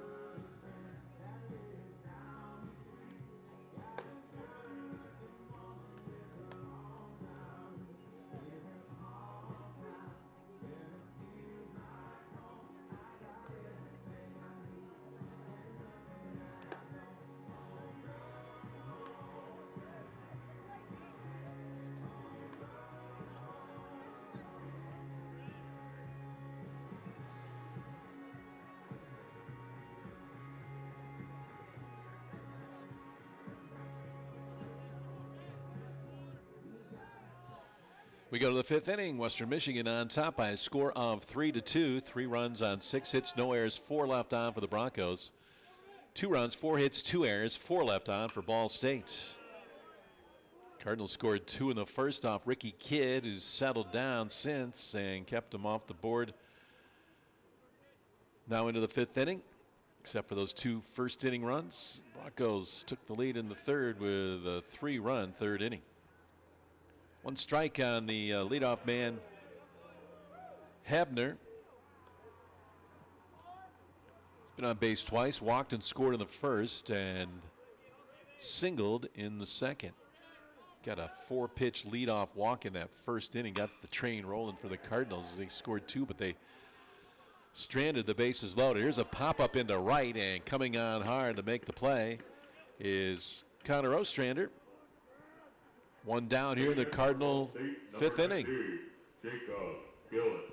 Ostrander had to come hard. The wind is blowing in from right center field, so it was pushing that ball back towards the infield, and Connor had to get on his horse and run it down, made the catch on the run. 1 down here in the fifth. Batter is Jacob Gillis.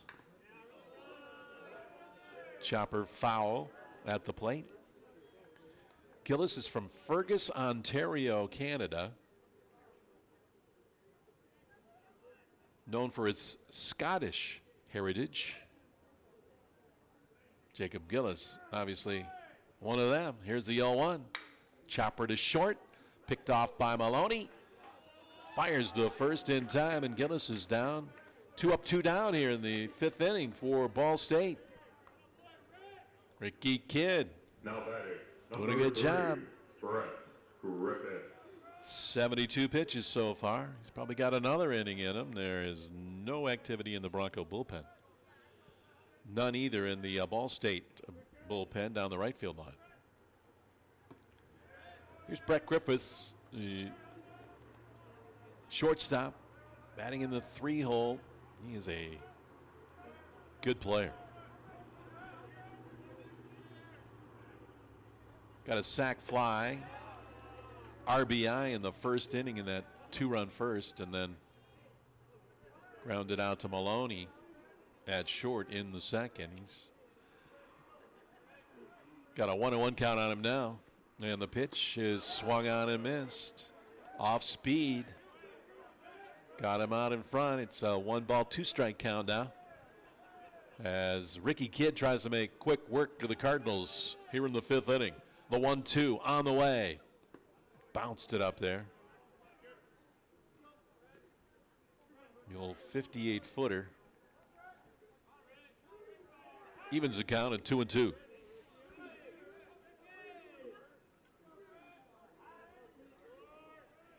Kicking the pitch.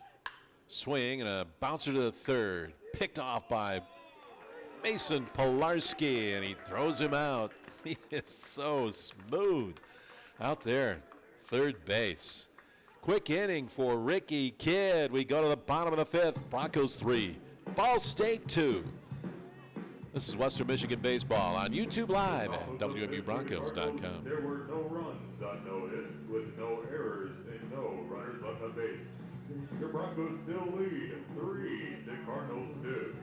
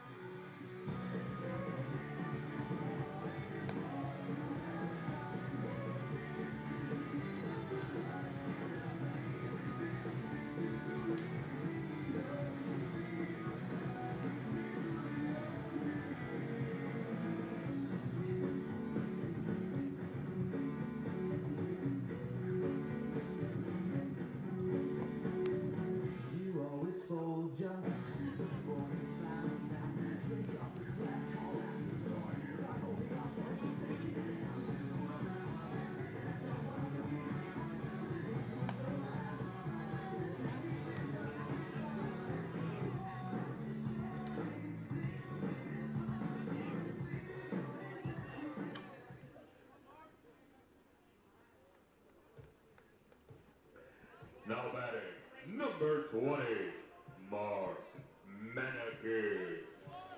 Ricky Kidd, after giving up 2 runs in the first, has retired 11 straight Cardinal hitters. Broncos have given him the lead 3-2 and try and add more here in the bottom of the 5th.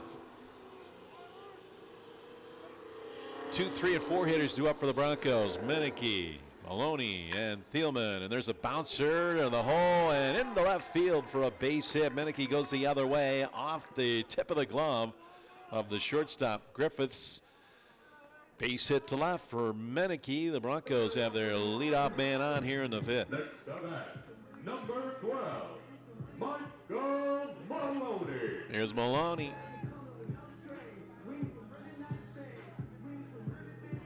Mike looking for his first hit today. He struck out in the first and bounced into a 6-4 fielder's choice in the 3rd. He's got a runner at first, nobody out. And the pitch is in for a strike call from John Chambers. On in relief of the starter, Zach Kwasny.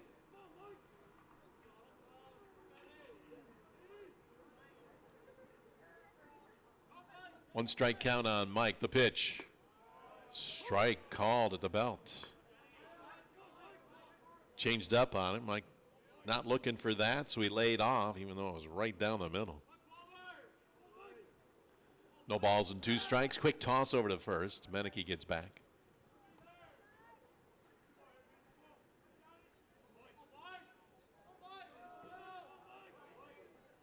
Meneke gets his lead. Gillis holding him on down there at first base. The pitch in the dirt, blocked by Kulk. Gets a new baseball from home plate umpire Nate Thompson, who throws that one out of play. Wind picking up a little bit. There's a threat of rain in the forecast as the afternoon moves towards evening. The pitch swung on and Lifted into right center field. Over to make the play, the center fielder, John Colligan, ran it down. That hung up in the breeze. And Colligan able to track it down in right center field. So 1 out, a runner at first. We'll bring up Avery Thielman. Number 31, Avery Thielman. Thielman 1 for 2 today, grounded out to short in the second and then singled through the hole at short and third in the third inning. Line drive. Variety. Here's the set and a toss over to first. Meneke, who led off the inning with a single, gets back. Infield in double play depth against Avery. Another toss to first.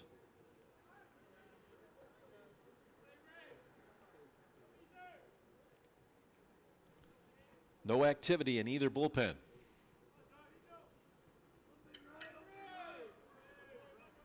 The set by Chambers. The pitch. Runner was going, hit and run was on there, and Avery tried to slap one to right, and he fouled it back and out of play. Pitch was out of the strike zone. He went across the plate and slapped it above the dugout on the first base side on that hit and run try. Meneke gets his lead. Big hole over there on the right side of the infield. 0-1 on the way. High. Thielman takes it for a ball. 1-1. Robin Hook with you from Himes Field. We'll be with you from wherever the hockey team is next weekend in the NCAA tournament. Going to find out here in about a half an hour. Ball and a strike. The pitch is fouled back and out of play.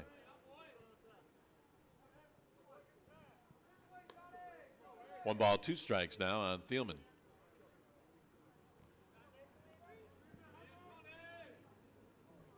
Chambers now has thrown 27 pitches in relief of the starter, Zach Kwasny. Another toss over to first. Meneke gets back.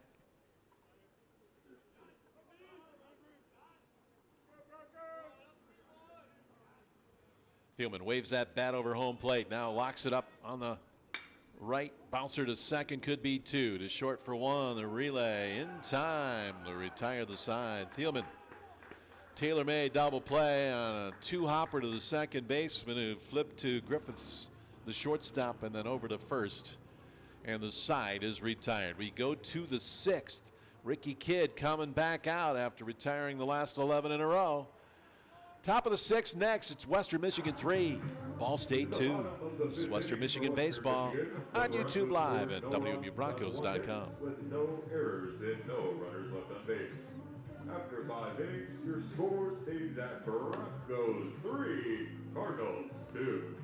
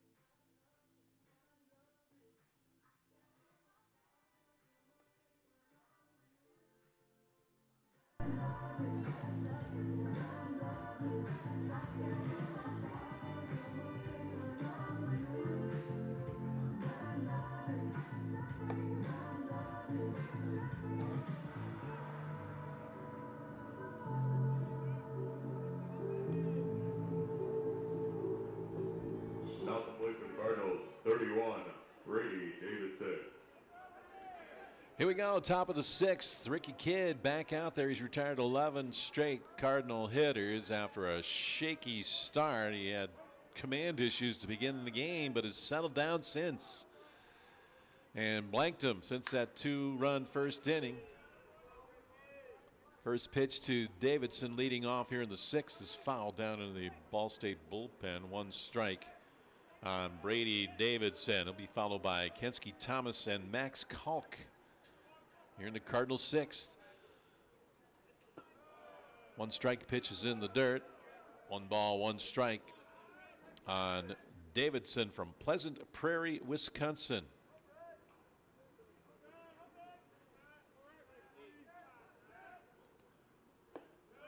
Another pitch inside. 2-1 the count.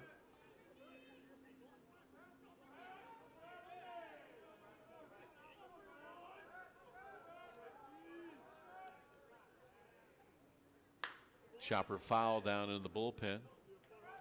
Count evens now 2-2. You caught our pregame interview with Coach Gernon.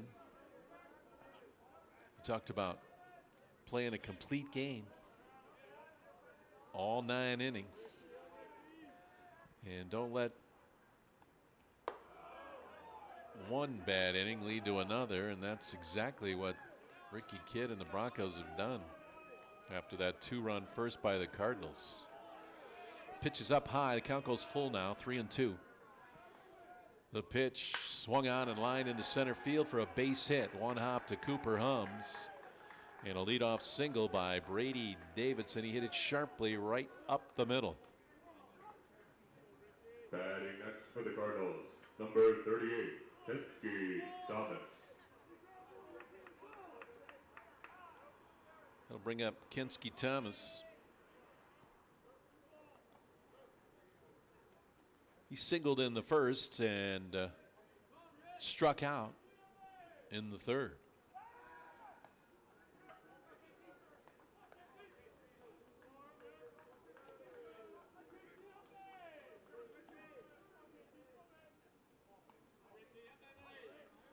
Kidd looks in, the pitch, swinging a bouncer to short, could be 2 to Howard for 1. The relay dug out of the dirt by Thielman. Double play. The relay from Drew Howard at second was short hopped, and Thielman with that 6'5" frame stretched out and scooped it out of the dirt. Number 8, Max Kalk. Double play ball, the pitcher's best friend. 2 out in the 6th. Kalk will bat, the catcher, and he takes a strike at the knees.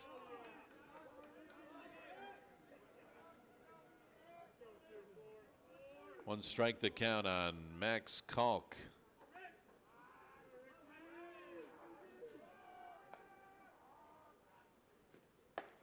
Pitch is up high. 1 ball, 1 strike.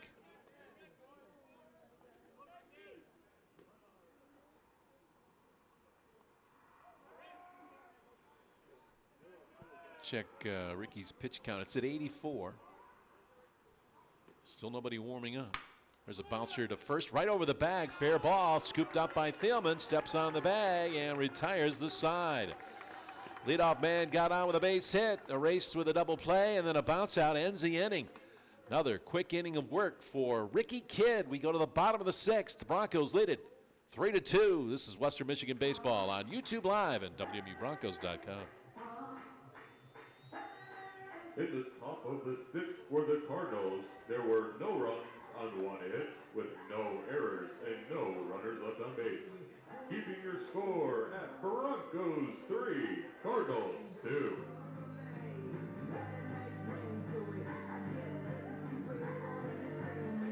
Now, Bronco fans, it's time for the winning inning.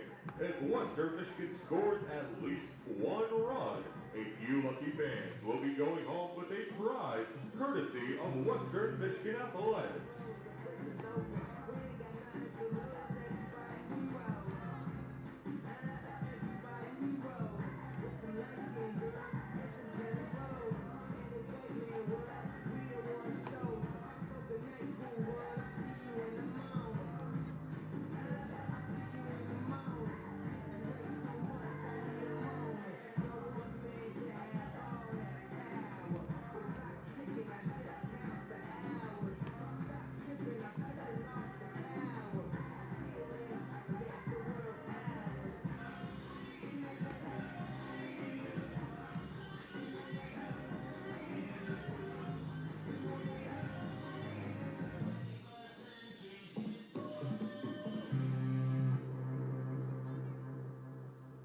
John Chambers comes back out for another inning of work in relief of the starter, Kwasny. Crane Valley, Missouri native, transferred from Johnson Community College, where he lettered twice. Pitched for the Cardinals last year as a junior and made the 2025 MAC All-Tournament team. He worked 5 2/3 innings of shutout ball in the MAC tournament in a win over Eastern Michigan last May.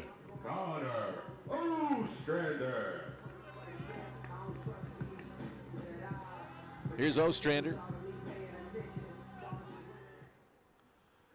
Connor with a big RBI single in the third.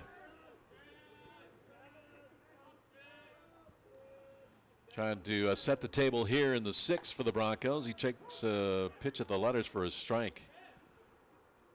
Popped up to third in the second and then singled sharply the opposite way and drove in a run. Back in the third. Leading off here in the sixth. Takes one in the dirt. Count evens at 1 ball and 1 strike. Broncos with 3 runs on 7 hits, no errors. They've left 4 on base. Ball State, 2 runs, 5 hits, 2 errors. 4 runners left on base. Chambers of the belt, the pitch. Foul right back to the screen. And Chambers ahead of Ostrander. 1 ball, 2 strikes.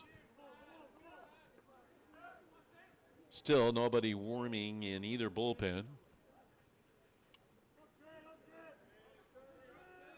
Ricky Kidd up over 80 pitches. See how long they let him go. Kicking the pitch. In the dirt.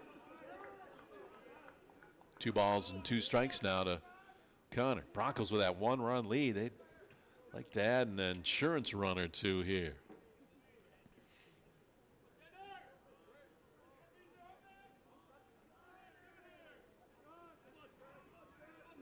It was set by Chambers in the pitch. Swung on and lifted foul down the third baseline.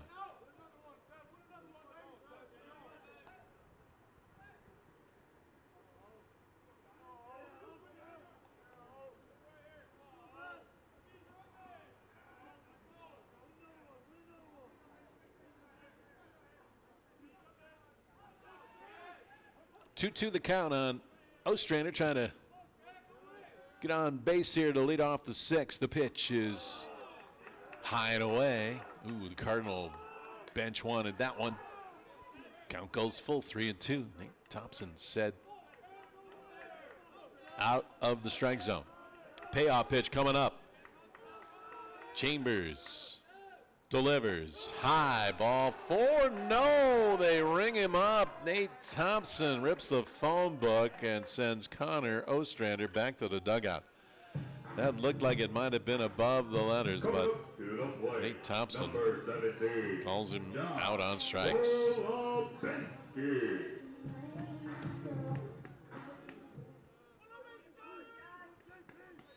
Here's Polubinski. 1 out, nobody on. The pitch. Strike called in the outside corner. Polubinski with a double in the second and struck out looking in the third. The 0-1 from Chambers. Swung on and driven through the hole at first and second base and into right field for a base hit for Josh Polubinski. His second hit of the game. He's on with a 1-out single. And the batter will be Mason Pilarski. Now at the plate, Mason Pilarski. Drove that one sharply through the hole at first and second base, past the glove of the second baseman, Brady Davidson, who couldn't get over there in time. Pilarski now looking for his first hit of the game. Flew out to center in the second, grounded out to third in the fourth. Quick toss over to first. Polubinski gets back.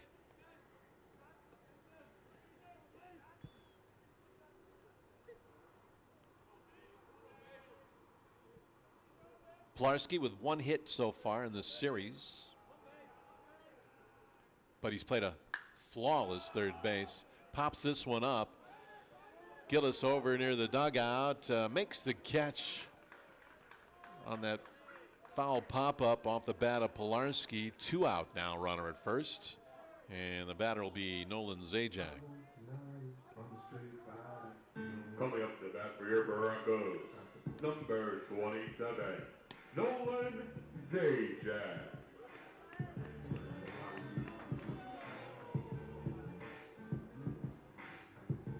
Nolan's 0 for 2. He flew out to left in the third and struck out swinging in the fourth.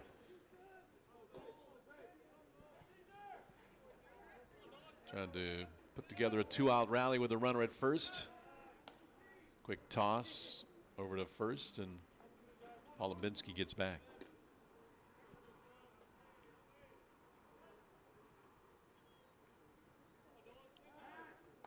Nolan has been back behind the plate all weekend. Started both games, Friday and Saturday.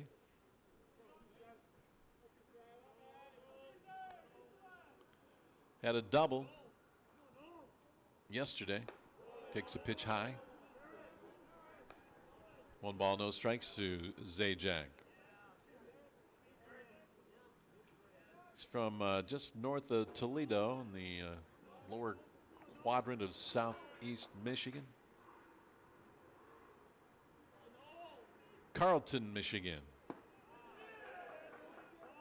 Takes the ball over but low and checks his swing. 2-0 the count on Zajac.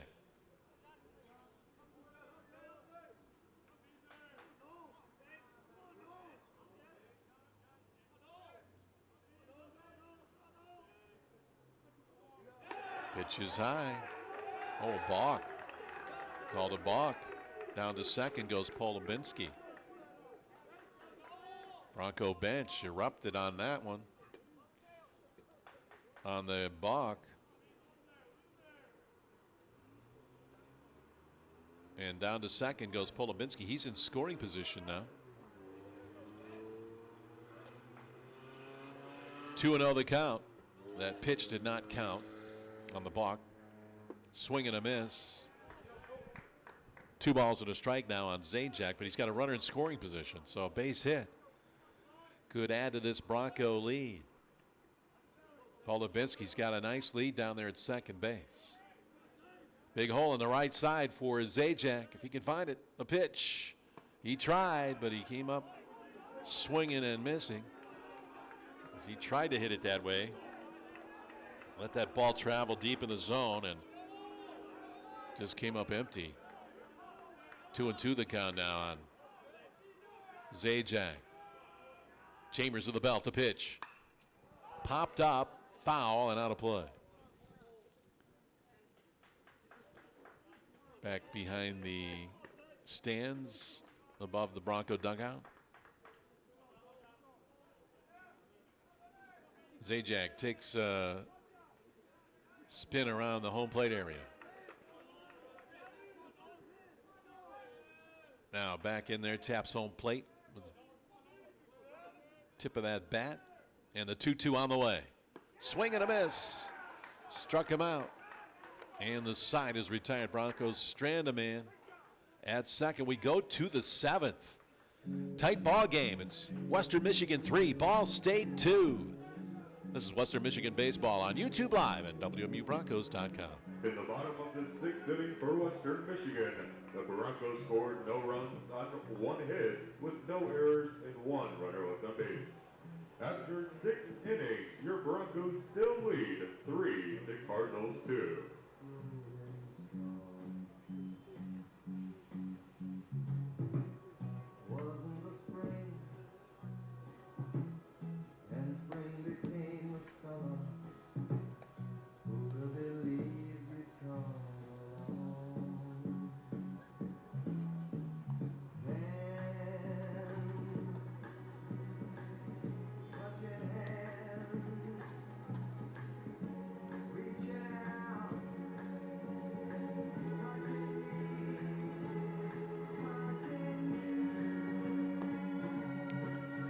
Ricky Kidd back out for another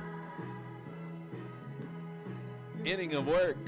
He's thrown 87 pitches after struggling to find his command in the first inning, allowing 2 Cardinal runs to score. He stranded the bases loaded in the first, kept the damage to the minimum, and has been stellar ever since. Held the Cardinals to 2 runs on 5 hits and allowed his offense to go to work for him, and they put 3 on the board in the third. Bunch of zeros in the rest of the innings for both teams. A 3-run third for the Broncos, a 2-run first for Ball State. 3-2 Broncos as we go to the 7th. And let's check those out-of-town scores in the MAC. Bottom of the 8th now at Oestreich Stadium in Ypsilanti. Eastern Michigan leads Akron 6-2. Final now in Amherst. Oh, the UMass Minutemen gave it a go, but falls to Kent State 9-8 today. Kent wins another one. They're now 8-1 in conference play. Top of the 9th at Stellar Field in Bowling Green, Ohio. The Bobcats on top of the Bowling Green Falcons 7-3. Number 40, Tommy Lansness. Toledo leads Central in the bottom of the 7th and Mount Pleasant 3-2, and they're deadlocked at 1-1 in the 4th at Northern Illinois, Miami, and the Huskies. Pinch hitter here to open the 7th for the Cardinals. Lansness pinch hitting. Takes the first pitch for a ball. He got in the game yesterday. Left-handed hitter against Kidd, and he takes his strike, 1-1.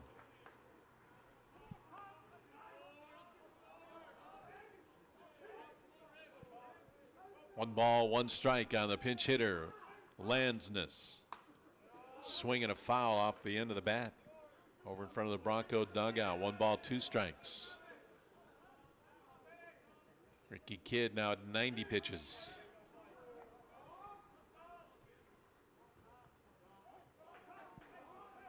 A little bit of stretching going on down there in the Bronco bullpen. There's a swing and a miss, struck him out. Off-speed pitch, and Lansness, the pinch hitter, goes down swinging. Also pitch hitting for Ball State, number 35, Preston Murphy. Another pinch hitter, Preston Murphy, gonna bat. Miramar Beach, Florida. Backup catcher.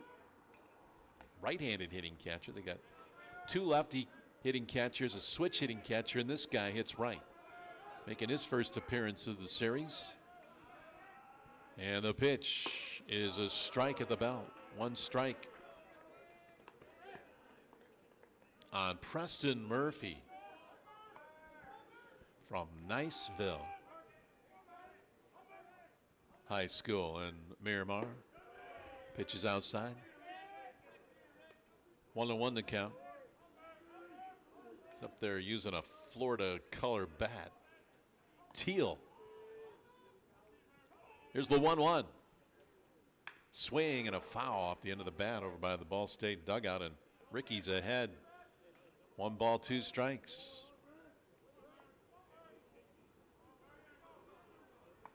How long do they ride Ricky Kidd? See if you can get this out. The 1-2 on the way. Strike 3. No, it hit him on the arm. The umpire went up with the arm, but it was to signal he was hit by the pitch. You fooled me, Nate. Number 4. Down to first goes the pinch hitter, Preston Murphy, and they'll probably run for him, would be my guess.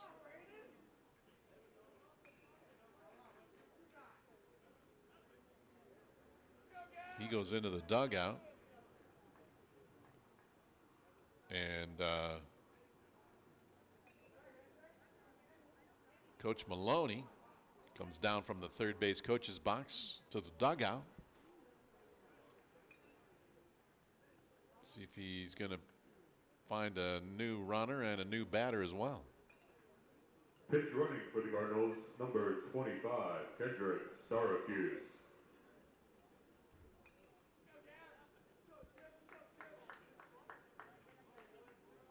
It's going to be Syracuse running. I've seen him throughout this series, various roles. He's going to pinch run for the backup catcher Preston Murphy, who was hit by the pitch. Potential tying run at first base with 1 out, and the batter is Gavin Bayless. Quick toss over there, and the runner gets back.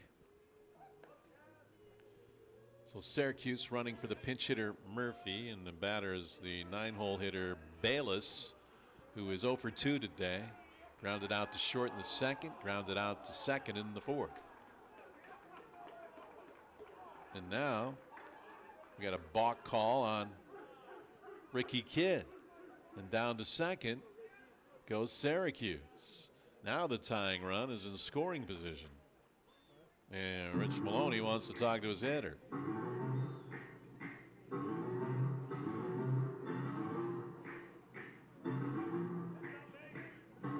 Veteran head coach, 21 seasons at Ball State with 10 in between at Michigan. Syracuse with a lead at second base. The kick on the pitch is high. 1 ball, no strikes. And activity now in the Bronco bullpen. Ricky up to 95 pitches now. 1 ball, no strikes, 1 out. Runner at second. The pitch popped up. Avery Thielman's got a bead on it. It drifts into foul territory, and he's under it and makes the catch in the dirt just beyond the Ball State dugout. And that was a big out for Ricky Kidd. 2 outs now with a runner at second. And that'll bring up Braden Hebner.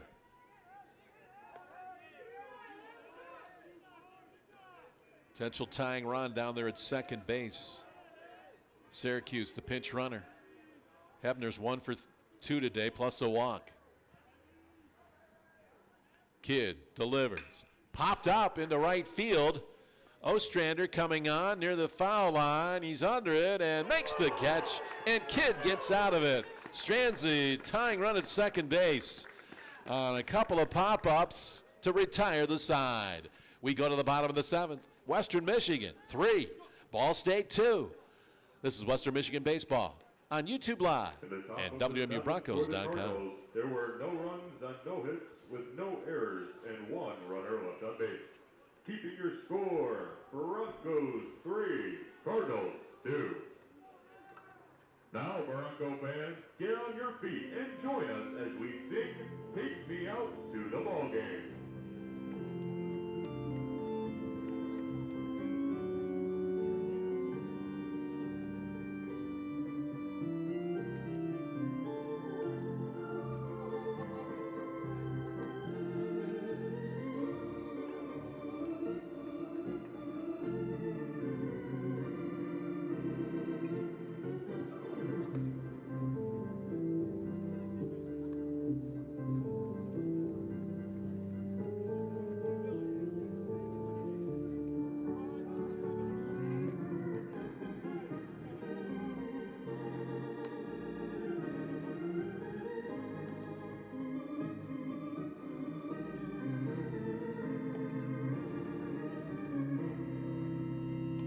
Well, if you want to find out where the Bronco hockey team will go for the NCAA regionals, that's on right now at ESPNU. Got our trusty scouts on that. They'll text me when that announcement is made. The Broncos are one of the 4 1 seeds. They'll be the 4th 1 seed. Michigan will be the number 1 seed in the tournament. North Dakota is the 2 seed. Michigan State and Western Michigan. The 1 seeds in the 4 separate regions. Broncos likely headed to Loveland, Colorado. If the committee goes chalk, We'll see. Could make some adjustments if they so choose. Cooper Hobbs will lead it off here in the 7th. Broncos lead it 3-2. Chambers back out there for another inning of work. And the first pitch is over but low. 1 ball, no strikes to Cooper Hobbs. Hobbs got the start when Tanner Malley was unable to go in center field, and he's delivered with a triple and a walk. Pitch is inside. 2-0. Cooper might have earned himself some more playing time. He had 4 at-bats coming into the game. He's been used primarily as a pinch runner. Squares to bunt and takes a ball, or a strike I should say. 2 balls and 1 strike on Cooper Hobbs. He clobbered the ball in his first at-bat in the 3rd inning over the head of the right fielder. Here's the pitch. Swing and a foul back and out of play. Got some changes defensively for Ball State. Syracuse stays in the game. He's playing left field, and Kensky Thomas moves around to right. Tabor Stokes now in at 3rd base, replacing Houston Dunn. There's a pop-up in foul territory near the Bronco dugout, and Stokes tracks it down. 1 out in the Broncos' 7th inning. To bring up Drew Howard.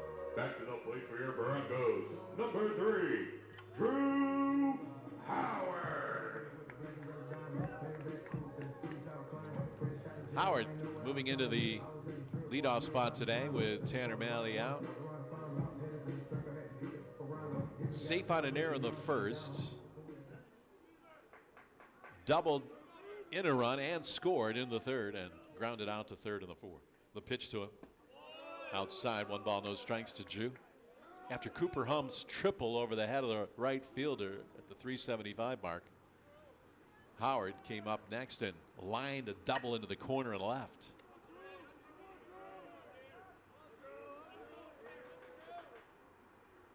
Broncos would add 2 more runs after that in that 3-run 3rd inning and have the lead 3-2. Pitch outside, 2-0 now to Drew. 3 runs, 8 hits, no errors. 5 left on for the Broncos. 2, 5, and 2 for Ball State. They've left 5 men on base. Pitch is over but low, and now 3-0 the count on Drew Howard. Nobody throwing in the Ball State bullpen.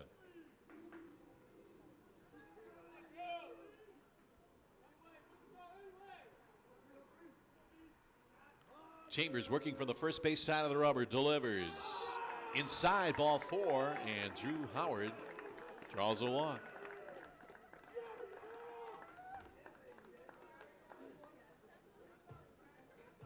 Hitting next, number 20, Mark Meneke.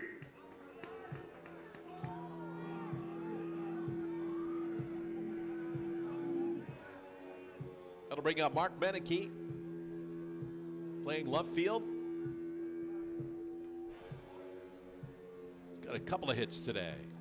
Bounced into a 4-6-3 double play in the 1st. Singled in a run in the 3rd and singled in the 5th.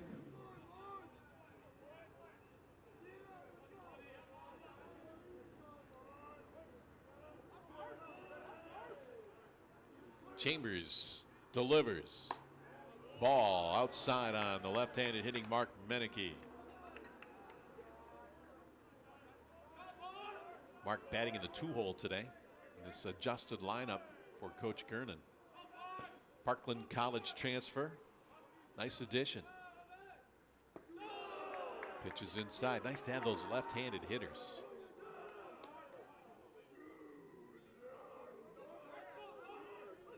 Another pitch in the dirt, and it's 2-0 the count on Meneke. And now some stirring in the Ball State bullpen. They get a lefty up and throwing. And here comes Rich Maloney out of the dugout.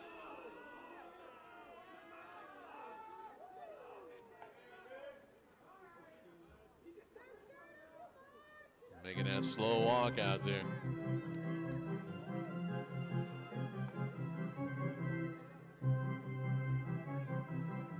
2-0 count. With a runner on first, he's got a lefty warming up with a lefty at the plate. Be a quick change here as bullpen just got to throwing. Thompson goes out there, and Rich is going to stick with Chambers. He's thrown 57 pitches now. He's given up 3 hits and 3 2/3 innings. A couple of walks and 4 strikeouts.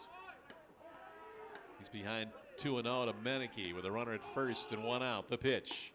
There's a strike. 2-1 to count. I'm guessing Coach Maloney went out there and said, throw strikes, see how far you can hit it. 2-1. Inside. 3-1. Can't defend the walk. You can defend something that's put into play.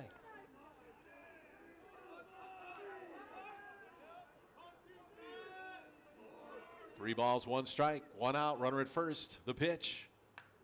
Fouled back and out of play. Tried to get him on a fastball, and Meneke got a piece of it.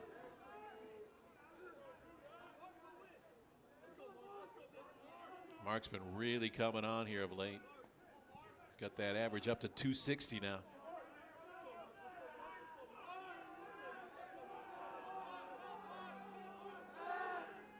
Toss over to first. Howard gets back.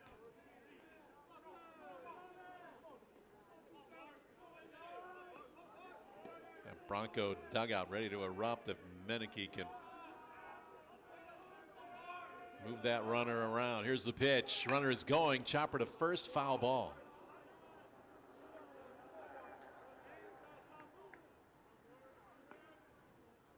He sent Howard on the pitch, and Meneke fouled it right down the first baseline.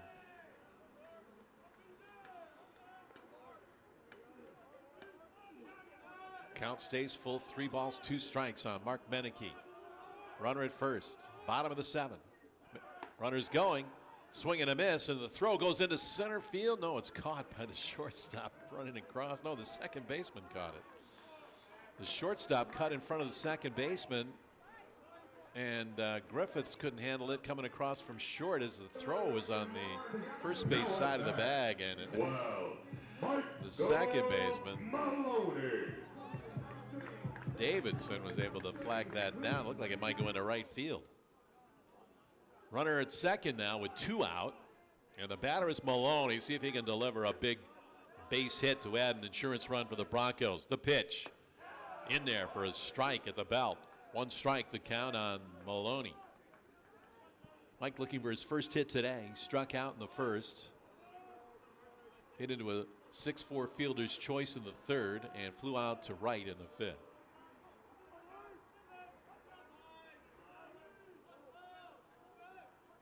Set by Chambers. The 0-1 outside.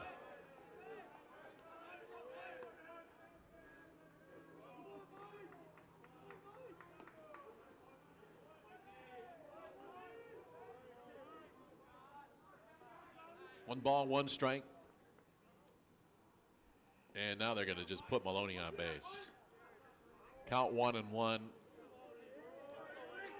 Coach Maloney comes out and tells Nate Thompson, we want to walk this guy. So put him down here.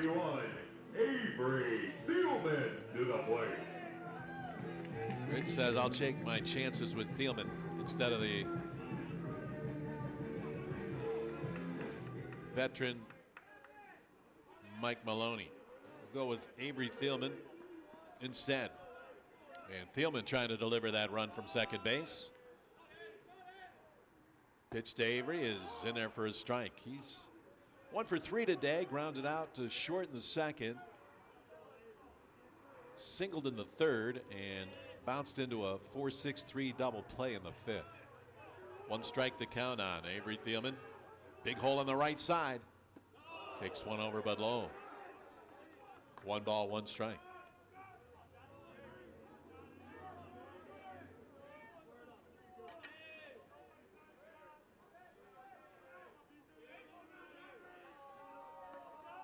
Slightly open stance, out of a crouch, rests that bat on the right shoulder, then loads it up and takes one outside. 2-1 on Avery Thielman.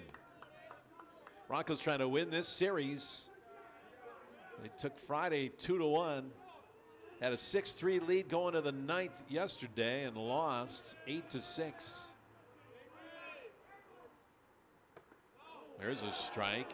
Caught the inside corner at the letters on Thielman. He didn't think so. Gave Nate Thompson a look, then kicked some dirt around home plate. Count evens up at 2-2. 2 balls, 2 strikes, 2 out, 2 on.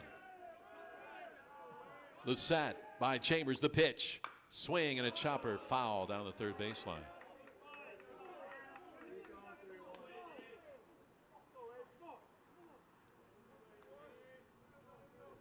Sky's darkening here at Himes Field. There was some rain potentially.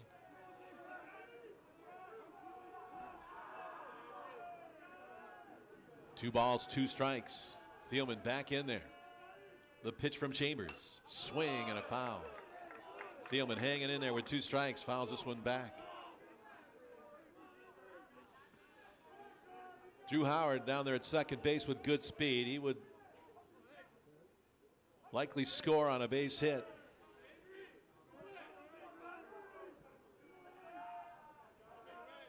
The pitch. Swing and a bouncer to short. Griffiths bobbles it, picks it up, throws to first, not in time, and it got by the first baseman. Here comes Howard in to score. Rounding third is Maloney. He will stay at third, and an error costs the Cardinals. And the Broncos add an insurance run.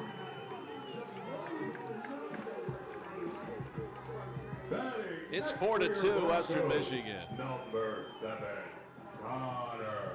Oh, Rich Maloney came out of the dugout. He was not happy with his first baseman, Jacob Gillis, who did not sell out to block that throw. Kind of waved at it and allowed a run to score. Now, another insurance run down there at third base. Here's Ostrander. Clutch hitter he is. Singled in a run in the third. Here's the pitch. In the dirt. 1 ball, no strikes. Popped up to third, singled in a run in the popped up in the second inning, singled in a run in the third, and struck out in the 6th. Got a runner down there at third. He swings and lifts this one high into shallow left field. Sure goes under it, and he makes the catch to retire the side. But the Broncos add 1, and they take a 2-run lead into the top of the 8th. It's Western Michigan 4, Ball State 2. This is Western Michigan baseball on YouTube Live at WMUBroncos.com.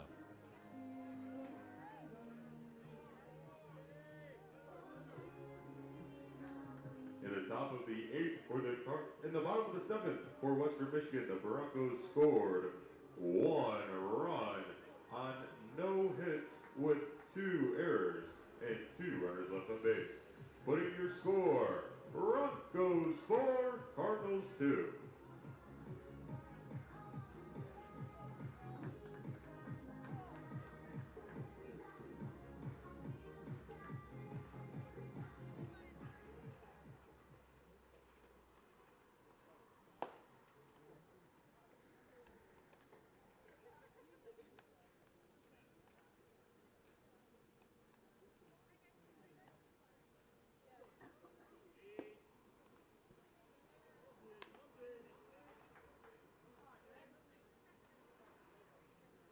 So a couple of errors there on the infield by the Cardinals allows the Broncos to add an insurance run. They lead it now 4-2. 2 errors on the same play. The bobble by the shortstop Griffiths, and then the errant throw by Griffiths. That's 4 errors now on the Cardinals, aiding the Broncos here today. Western Michigan 4 runs on 8 hits, no errors. They've left 7 on. Ball State got 2 runs in the first, stranded the bases loaded, and haven't scored since. 2 runs on 5 hits, 4 errors. They've left 5 on base. Ricky Kidd's day is done. He goes 7 innings, throws 98 pitches, 5 hits, 2 runs, both earned, 1 walk, 5 strikeouts for Ricky Kidd. What a job he did after the command issues to start the game. He's settled down and has the Broncos in the lead, giving way to DJ Thompson. Thompson on for the Broncos. He threw 2 innings in the 2-1 win on Friday at Grand Valley. This will be his 12th appearance, all in relief. 14 in the 3rd innings of work, 7 hits, giving up 1 run, 1 earned run, walked 8, 15 strikeouts. Opponents hitting 146 on DJ Thompson, who has an ERA of 0.63. First pitch is in the dirt. 1 ball, no strikes to Jacob Gillis, who steps in there after Coach Maloney kind of got into him in front of the dugout after that errant throw from the shortstop allowed a run to score. There's a strike called by home plate umpire Nate Thompson on that pitch from DJ. He's even the count now, the ball and a strike to Jacob Gillis. That was inside, almost hit him.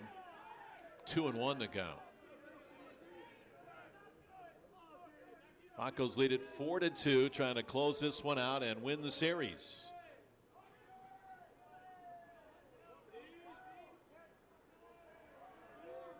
The windup in the pitch. Chopper foul over by the Bronco dugout. DJ's got that herky-jerky motion. Senior out of Alma, Michigan. Big part of that 2024 MAC Tournament Championship team.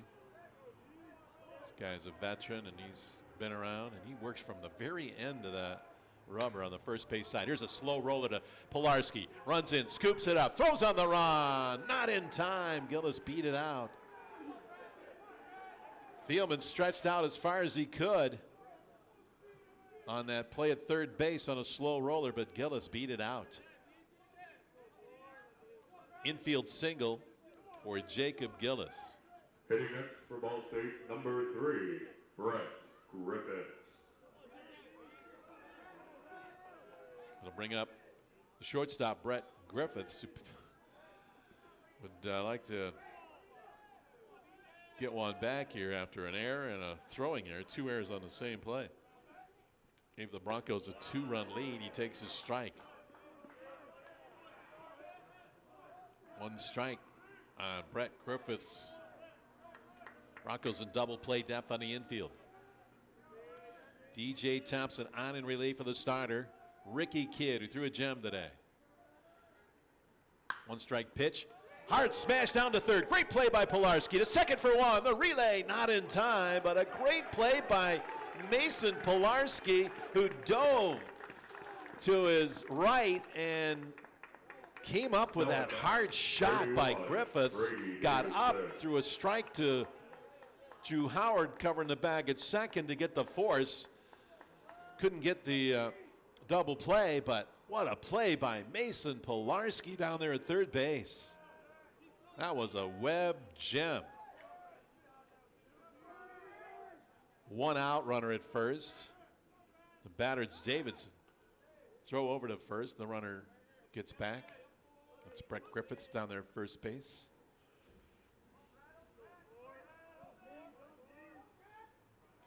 Davidson is 2 for 3 today. A couple of singles and a strikeout. Set by Thompson. He'll go to first instead. Griffiths gets back. Broncos stay in double play depth, but adjust for the left-handed hitting Davidson. Maloney pulls over closer to the bag, and Howard more in the hole at second base.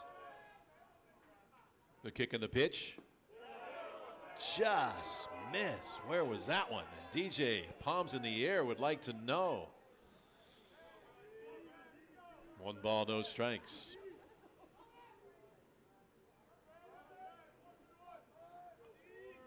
Nobody throwing in the Bronco bullpen, and no activity in the Ball State bullpen either. Here's the 1-0. There's a strike on the inside corner that time. As Thompson, the crafty veteran right-hander, moving it around.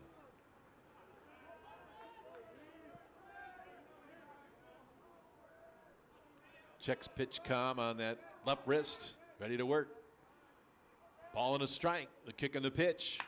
Line drive, foul. Ooh, hit sharply, but foul off the bat of Davidson down into the Ball State bullpen. And DJ's ahead in the count now, 1 ball and 2 strikes.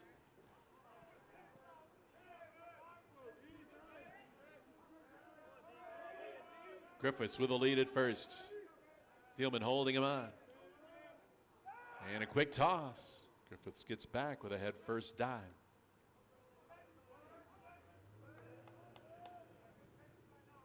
Some of the blankets in the crowd coming out now. Wind picking up a little bit. Cooling off here. 1 ball, 2 strikes. 1 out. The pitch. Swing and another foul. Down into the Ball State bullpen.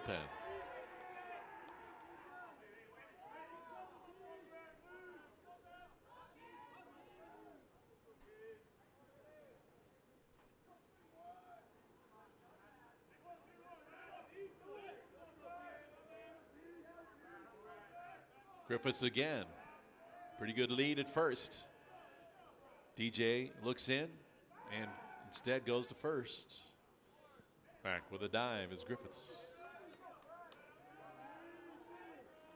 Broncos 4 runs, 8 hits, no errors. They've left 7. Cardinals 2 runs, 6 hits, 4 errors. They've left 5 runners on base, including 3 in the first inning.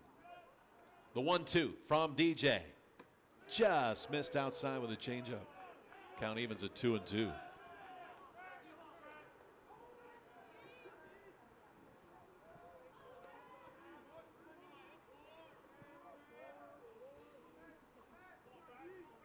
Digging back in, Brady Davidson. Count even at 2-2. The pitch to him. Change up, and he just fouled it off.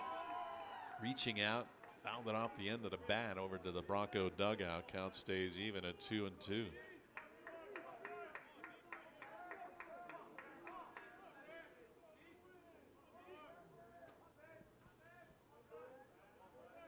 Brady Davidson came into the game 1 for 1. He was batting 1,000 with an RBI and a walk. In 2 plate appearances prior to today, he's got 2 hits. In this one, he takes that one inside for a ball, and the count goes full. 3-2. Ball State dugout. Getting excited. DJ just flips this one over to first. Trying to settle them down, but they're getting into it. The 3-2 coming up from DJ. Runners going. Swing and a miss. Struck him out. Throw to second is not in time. In with a slide is Griffiths. He steals second, but DJ gets the hitter on a 3-2 strikeout. That'll bring up Kinski Thomas, the dangerous right-handed hitter from Georgia.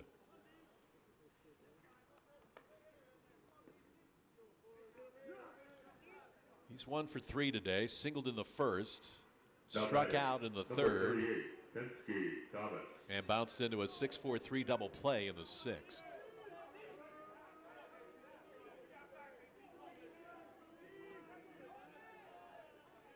DJ working from the set First base side of the rubber.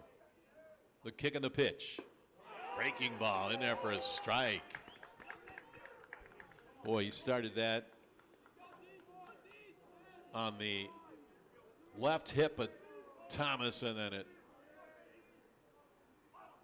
took a turn right over the plate.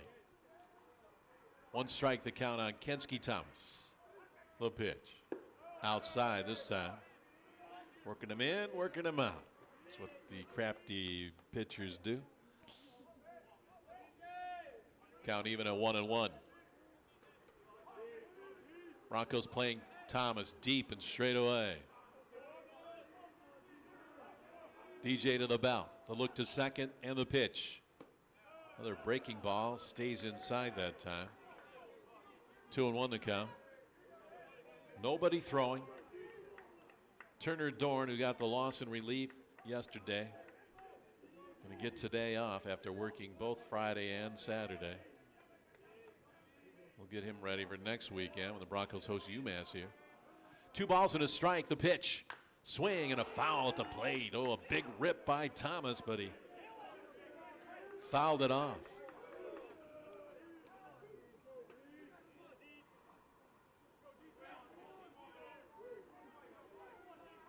This guy, big power numbers in junior college before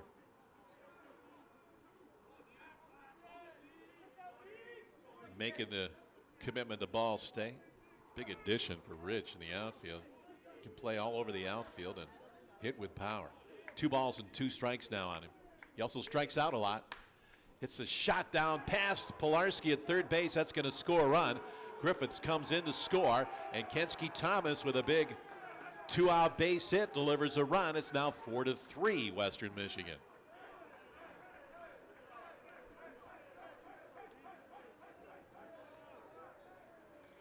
That got under a diving Pilarski at third base in the hole. Next up to bat for the Cardinals, number 8, Max Kalk. It'll bring up the catcher Kalk with a runner at first. 2 down, a run in. 4-3 Western Michigan.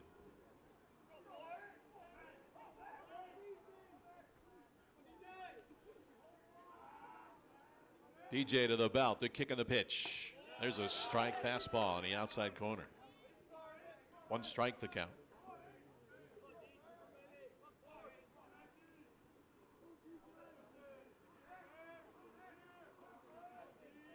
Left-handed hitting catcher. He's appeared in all 3 games. Started Friday. Did not start yesterday, but he came into the first inning after Scheiman, the starting catcher, struck out in his first at bat in the first inning, and then had a pass ball that allowed a run to score, and Coach Maloney made the change right there in the first inning. Brought a new catcher out of the dugout. Pitch is a ball, 1-1.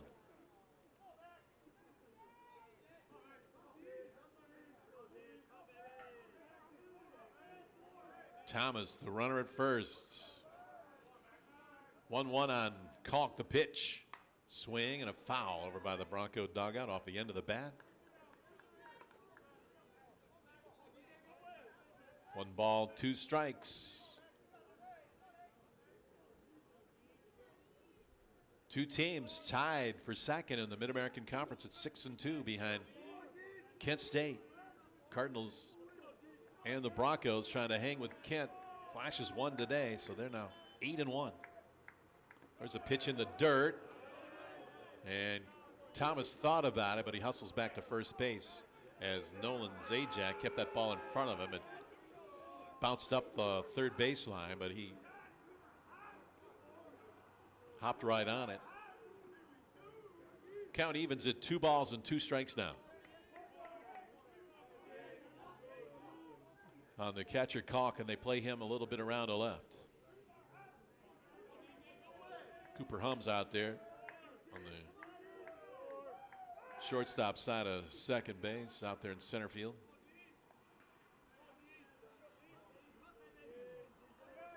The left fielder Meneke playing him a little bit around the left. 2-2 the count. The set by Thompson, the pitch.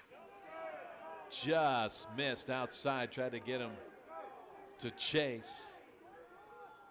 Count now full, 3-2, doesn't want to walk in. That would put the potential tying run at second base.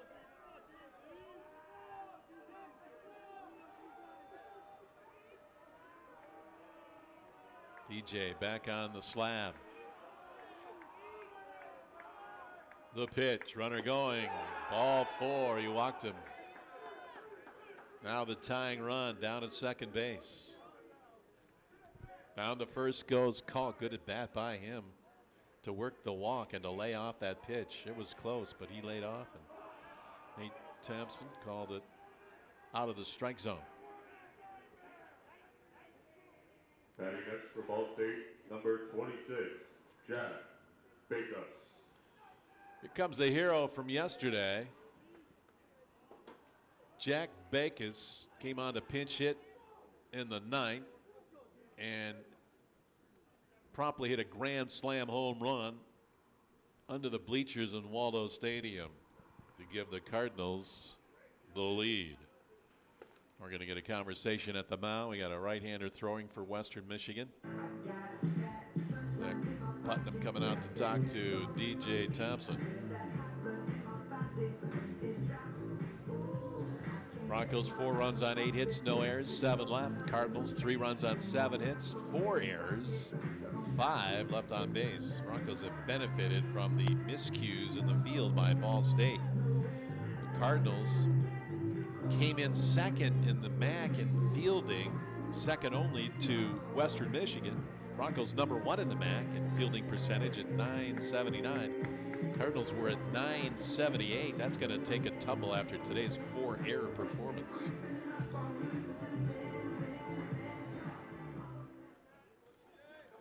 Kensky Thomas, who's singled in a run, is down there at second base. He's the potential tying run.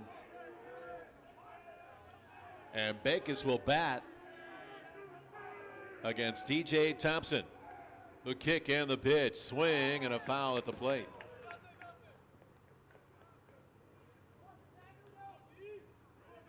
Might not hit the bat. I think that ball was live, and Nolan jumped on it before the runners could think about moving. They weren't quite sure if it was a foul ball either. 1 strike on Backus. Left-handed hitter. The kick and the pitch. Swing and a miss. 6 feet 4 inch first baseman. Backup first baseman from Midland. Good baseball town. Midland, Michigan. He's behind in the count now. No balls and 2 strikes. The pitch popped up on the infield. Playable for Pilarski in foul territory. He makes the catch, and the side is retired.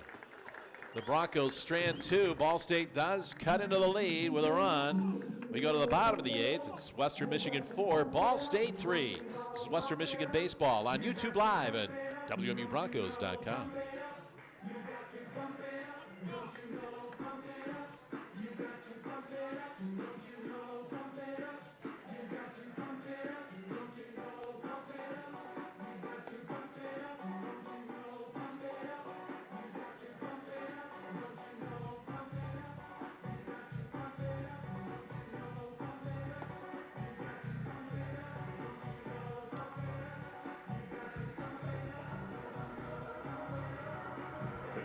Of the 8th for the Cardinals, there was 1 run on 2 hits with no errors and 2 runners left on base. Your score, Broncos 4, Cardinals 3.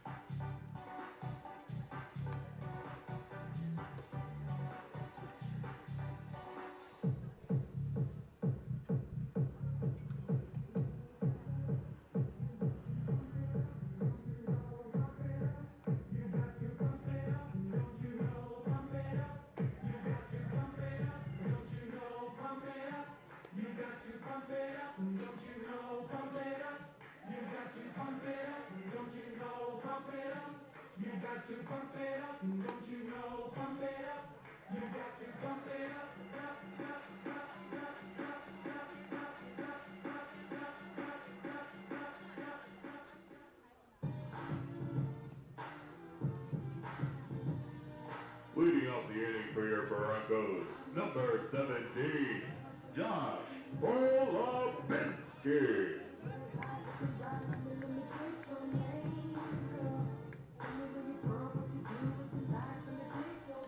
Here we go, bottom of the 8th. Broncos leading it 4-3, trying to add to that lead.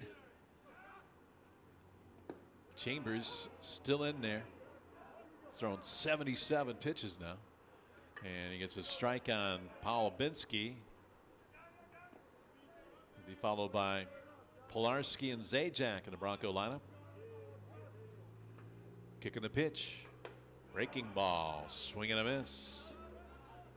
No balls and 2 strikes on Josh Polobinsky.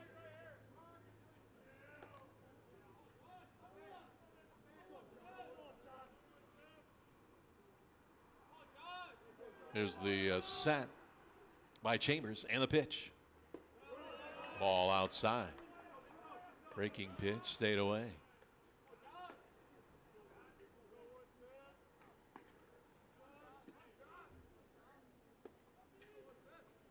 One ball, 2 strikes. The pitch. Strike 3 called. Took one right down the middle at the knees. Polobinsky goes down on strikes. I'll bring up Mason Pilarski. Mason's 0 for 3, but again, another stellar performance down there at third base, including a web gem. And a force play at second base as he dove to his right to snare a hard shot. Got a force play at second base. Digs in now to bat here with 1 out in the 8th against Chambers. The pitch is over but low. 1 ball, no strikes. How about the job by Chambers out of Coach Maloney's bullpen? Held the Broncos to just 1 run. He's at over 80 pitches now. There's a strike call. 2025 All-MAC tournament selection for his effort out of the bullpen in last year's MAC tournament at Avon, Ohio. Ball and a strike now to Mason Pilarski. The kick and the pitch. Swing and a bouncer up the middle and into center field for a base hit. Just enough to get over the mound and between short and third to the shortstop side of second base into center field, and Mason's out with a 1-out single.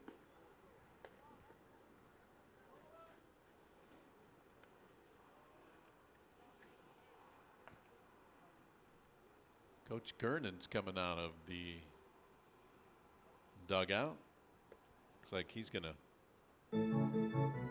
go with a pinch hitter here.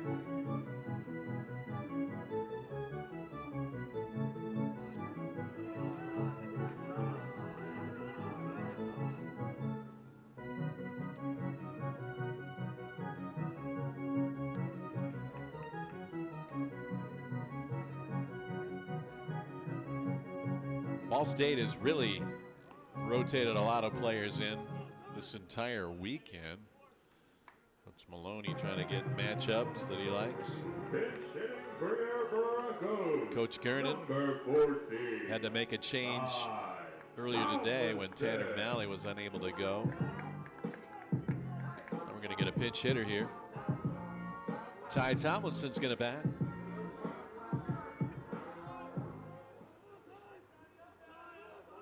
Right-handed hitter out of Portage Northern High School. The pitch is in there for a strike.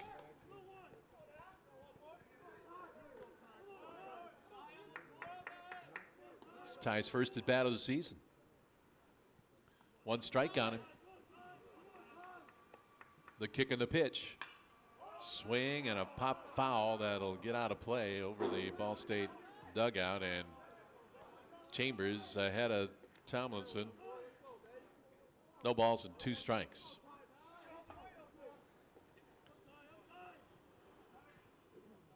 Ty started his college career at George Mason and then got in the portal, came back home. Infielder, and now doing some pitching for Coach Gernon. He's made 5 appearances out of the bullpen. This is his first AB. No balls and 2 strikes to him. He's got a runner at first. The kick and the pitch. Checks his swing. Did he go? No. Held up.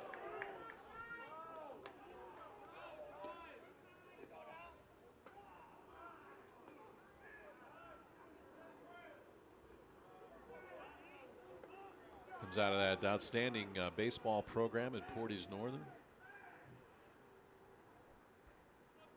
Heavily recruited out of high school. Ball and 2 strikes. Runner at first, 1 out. The pitch. Swing and a miss. Struck him out. Got around late on the fastball. 2 outs now. Runner at first. And that'll bring up Cooper Hums. Hitting next for your Broncos, number 11, Cooper Hums.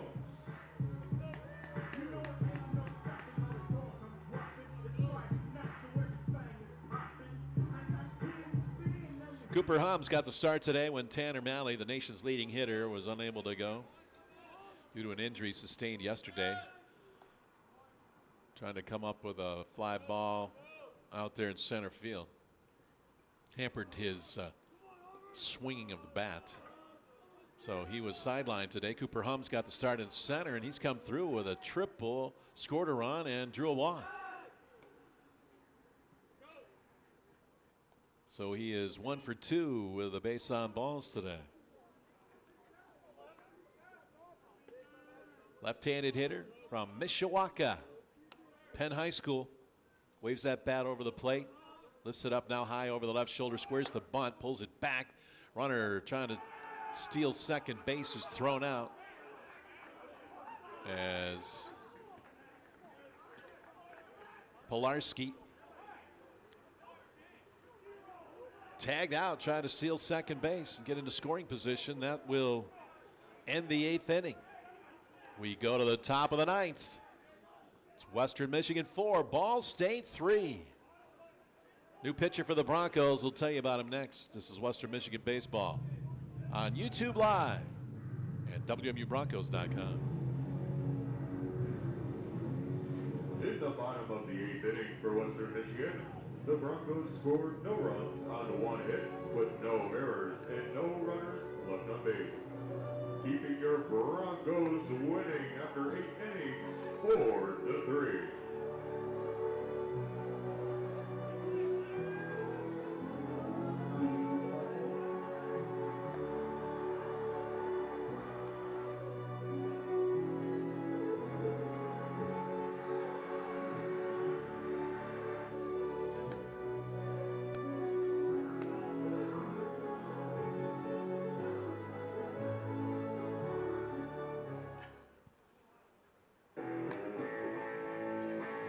New pitcher coming on for Western Michigan. 3rd pitcher of the day, Ricky Kidd, with a quality start after a shaky first. Settled down and blanked him the rest of the way. DJ Thompson came on, gave up 1 run, cut the Bronco lead to 4-3. Now Matt Hoover comes on for his 10th appearance. 11 and 3rd innings of work. He's given up 12 hits, 14 runs, 10 of those earned. 14 walks, 13 strikeouts. Opponent's hitting .267 on Matt. He's got a 1-0 record and a 7.94 earned run average. Ball State came in to play today 10th in the conference in batting at .253, while the Broncos are 3rd in hitting at .288. Now the plate for the Cardinals, number 16, DJ Scheinman. Gonna get a pinch hitter here, DJ Scheinman. Gonna pinch hit. The switch hitting catcher, and he's gonna bat right-handed against the righty Matt Hoover. sophomore from McCordsville, Indiana. Pinch hitting to lead off the ninth. Broncos lead it by 1. Pitch is a strike at the knees from Hoover. 1 strike.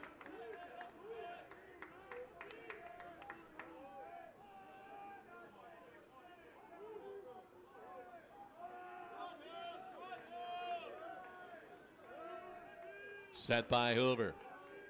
The kick and the pitch. Foul ball. That hit his bat. The hitter claims it hit him, but the umpire, Nate Thompson, said that hit the bat. That's a foul ball. And Hoover's ahead of the hitter, no balls and 2 strikes.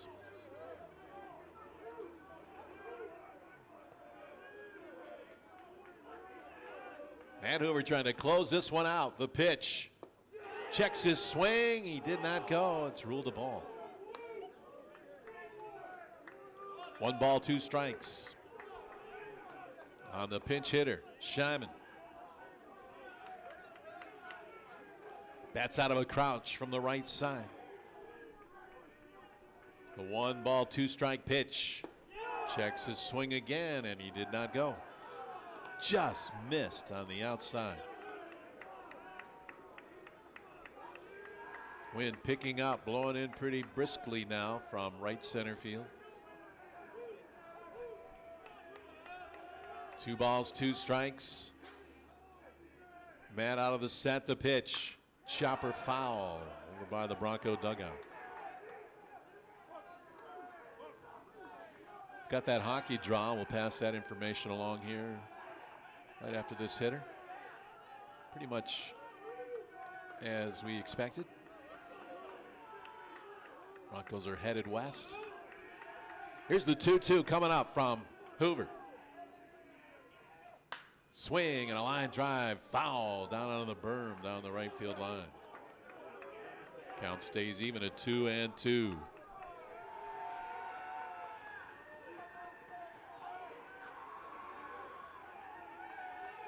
All-State dugout picking up.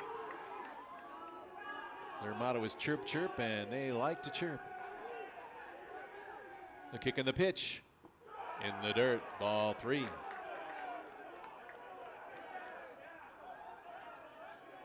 Three and 2 the count on Shyman. Nobody out here in the 9th. Cardinals rallied back in the 9th yesterday. Broncos trying to pick up the series victory. And there's a pitch outside, ball 4. Leadoff walk. Shyman down to first. Next to bat, number 4, Gavin Bayless. All right, that draw for the Bronco hockey team in the NCAA tournament. They're a 1 seed, and they will play Minnesota State in Loveland, Colorado, Denver, and Cornell, the other 2 teams. The Broncos will play Friday afternoon against Minnesota State. Here's the set and the pitch. Bayless squares the bunt, pulls back and takes one outside for a ball, 1-0. Broncos quickly getting a left-hander up in the bullpen. And Maloney's going to give the bullpen some time as he goes up to talk to Matt Hoover on the back of the mound. So the Bronco hockey team begins defense of their 2025 national championship by playing Minnesota State, a team they played last year in Fargo and beat in overtime on a goal by Grant Slukinski. They went on to advance to the Frozen Four and won the whole ball of wax. 1 ball, no strikes. Hoover over to first base. Runner gets back. Denver will meet Cornell in the other game in that regional. And then the winners will play for the regional title on Sunday in Loveland, Colorado. 1 ball, no strikes. Infield in double play depth. The pitch. Oh, and it hit him. Bayless hit by the pitch. And he goes down to first base. Now the runner in scoring position down at second. And here comes the top of the order for the Cardinals, Hebner. Rich Maloney's maybe going to make a change here with some base runners. He's calling his team over to the front of the dugout. Calls his base runners off the bases for a meeting.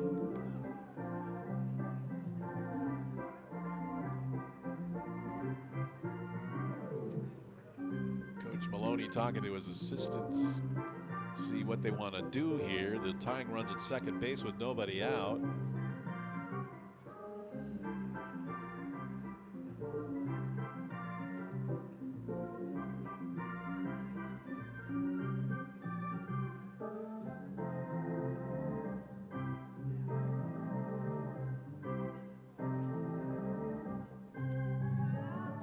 Conversation continues in a huddle in front of the dugout. That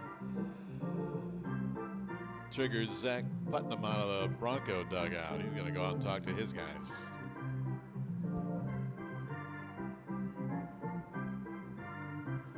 It's an important game early in the conference season, and Zach's going to make a pitching change. He's going to go with a lefty out of the bullpen. It's going to be all for Matt Hoover. Could not get an out. A walk and a hit batter puts the tying and go-ahead runs potentially on the bases. And the Broncos going to go to the bullpen, and Joey Wizzub comes on. 35, Joey Wizzub. Joey Wizzub was a starter for the Broncos last year. Transfer out of McHenry County College, Vernon Hills, Illinois native. Left-hander, 6'3", 195. Joey this year, in 6 appearances, 11 1/3 innings of work, has given up 17 hits, 15 runs, all earned. 8 walks, 6 strikeouts. Opponents hitting .362 on Joey. His record is 0-3. He's had 3 starts. This will be his 4th relief appearance.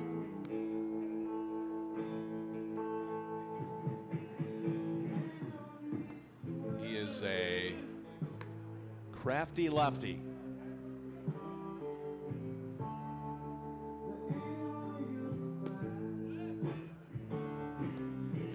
Try to settle things down here after the first 2 Cardinals reach base on a walk and a hit batter.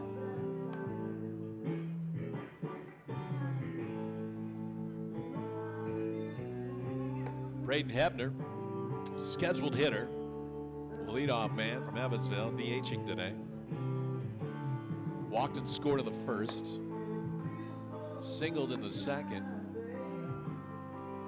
Flew out to right in the 5th, and again flew out to right in the 7th inning.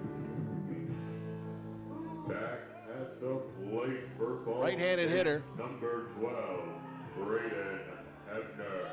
He's a good hitter. Came into the game hitting .292.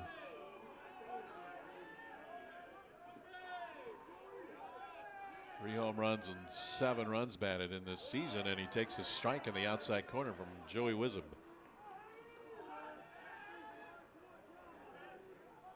Wizzub checks PitchCom on the right wrist, throwing with the left hand. The 1-strike pitch coming up, and it's outside. Hebner squared the bunt and pulled it back. Pilarski is in on the grass at third base. They're in double play depth at short and second. Thielman also in on the grass at first. The 1-1 on the way, inside. Ball 2. 2 balls, 1 strike. Broncos Couldn't hold on to a 9th inning lead yesterday. Trying to do so here today. 2 balls, 1 strike. Wizup delivers the bunt down in front of home plate. 1 play, it's to first. Zajac down to Thielman, and they get Hebner on the sacrifice. The runners move up to second and third. And that'll bring up Jacob Gillis. Hitting next for the Cardinals, number 19. And they're going to walk him. Gillis. Set up the double play opportunity. The Broncos have elected to walk a force Gillis, at home putting plate. Cardinal 3, Brett Griffith to the plate. Rich Maloney barking out to his base runners from the third base coach's box. Brett Griffiths is the batter. He is 0 for 4 today. Kicking the pitch. Swing and a foul ball. He pulled it sharply down the third baseline, foul. Griffiths got a sac fly RBI in the first. Grounded out to short in the second. Grounded out to third in the fifth. And hit into a fielder's choice in the 8th inning. Billy Gernon out to talk to Nate Thompson.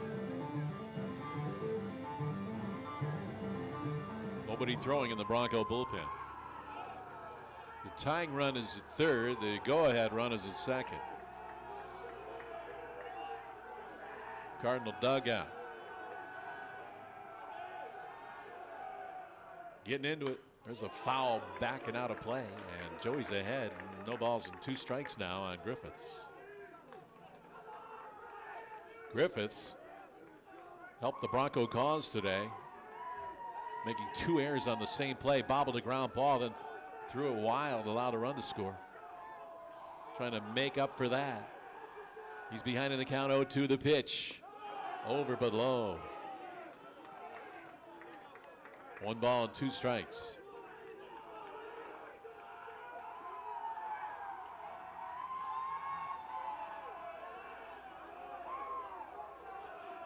Wizup checks his runners from the set, and the 1-2 on the way. Swing and a fly ball into center field. That should tie the game. Under it is Cooper Hums, makes the catch. Here's the throw to the plate. Not in time. The tying run scores from third on the sacrifice fly by Griffiths. 2 out though. The go-ahead run at second base. Number 31, Brady Davidson. That'll bring up Davidson. The game tied at 4. 2 runners aboard, first and second. And Davidson to bat. He's got a couple of hits today. Wizup in relief to the belt. The pitch. Outside, just missed with a breaking ball against the left-handed hitting. Davidson. He singled in the first, struck out in the third, singled in the sixth, struck out in the 8th. Here's the set. The pitch. Just missed off the corner. 2 balls and no strikes.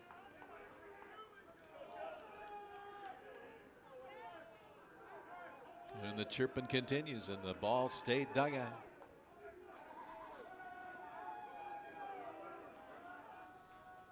There's a strike, caught the outside corner. 2-1. Joey was a valued starter last year for the Broncos. His first at Western Michigan. Spent much of the year as the Sunday starter. 2-1 the count. The pitch. Swing and a base hit into left field. 1 hop to Meneke. They're going to try and score the run. Here's the throw, and it's not in time. Ball State takes the lead. In to score from second base, Gavin Bayless on a base hit to left by Davidson, his 3rd hit of the game. And the Cardinals lead it 5-4 in another ninth inning rally by Ball State. Batting next for the Cardinals, number 38, Kensky Thomas. Ball State's got two righties throwing in the bullpen.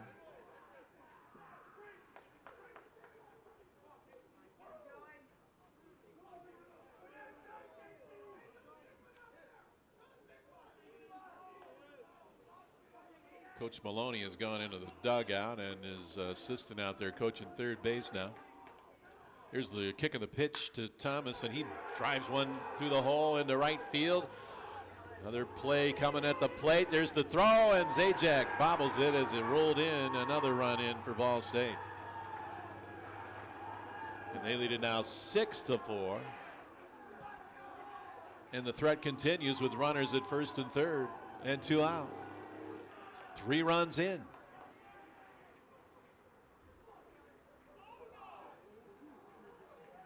Once again, the Broncos unable to hold a ninth inning lead. Number 8, Matt Kalk. And here comes Kalk.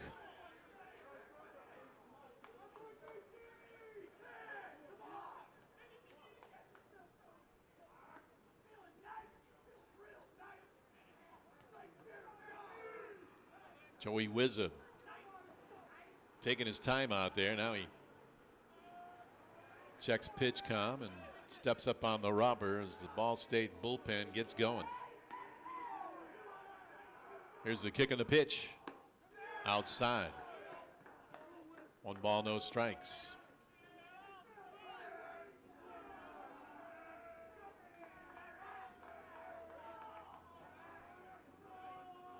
Davidson, the runner at third. Thomas on at first base.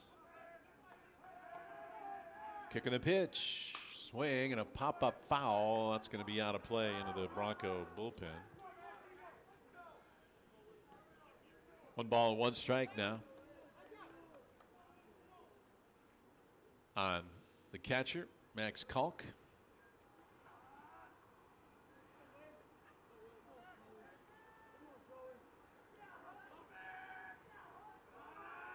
Wizza stares in for the sign, checks his runners again. 1-1 pitch on the way. They bunt, and they're going to score another run on a bunt base hit in to score.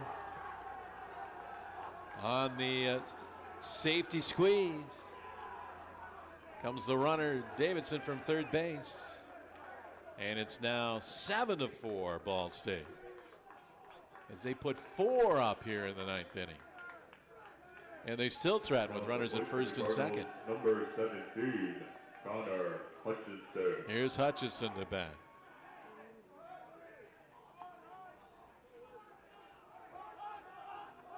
Four-run inning for the Cardinals. They scored 5 in the ninth yesterday to come from behind and win. Got to play all 9. There's a pitch outside. 1 ball and no strikes.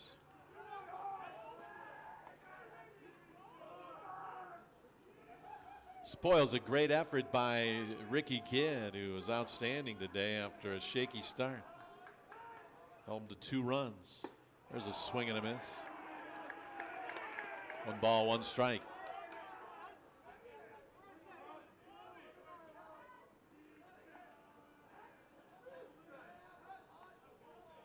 Right-hander loosening up down in the Ball State bullpen. There's a ground ball to third that is foul. 1-2 now.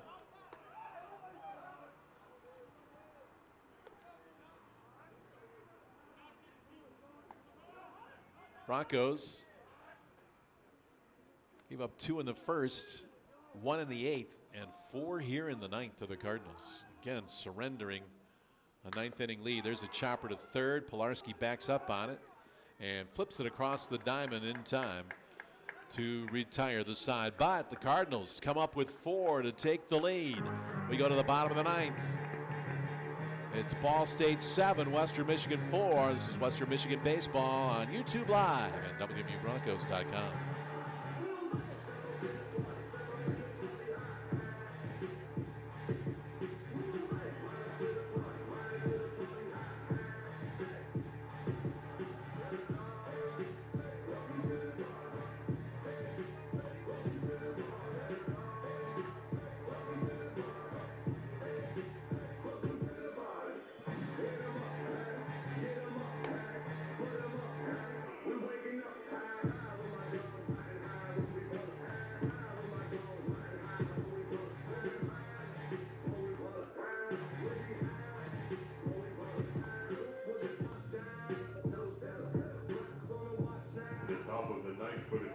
there were 4 runs on 3 hits with no errors and 2 runners left on base. The score, Ball State 7, Western Michigan 4.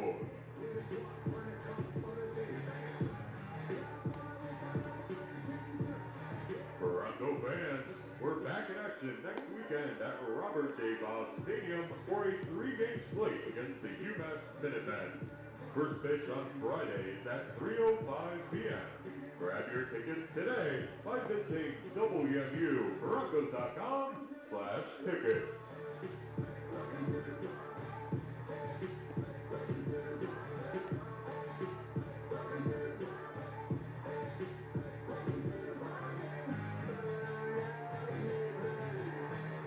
Now the mound for the Cardinals, 32, Xander Brezza.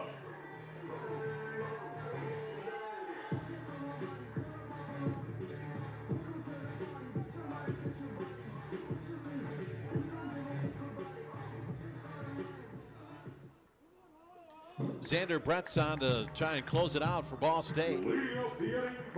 6 foot, 205-pound junior out of Santa Ana, California. He pitched yesterday out of the bullpen. And the Broncos without Tanner Malley. He did not play today due to an injury sustained in yesterday's game. So Cooper Hums started in center, and he'll lead it off here in the ninth. The Broncos down by 3, 7-4. First pitch is in for a strike. It'll be Hums, Howard, and Meneke for the Broncos. Cooper squares the bunt, pulls it back, takes a ball, 1-1.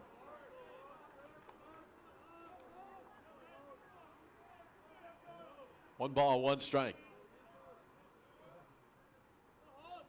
Hums digs back in. Wind up in the pitch. He bunts, pushes one down the first baseline. It's a good one, but the second baseman wheels over to cover, not in time. The flip from Gillis to the second baseman covering, not in time, and Cooper Hums beats it out. Bunt single for Cooper. That'll bring up the top of the order, Drew Howard. Number 3, Drew Howard.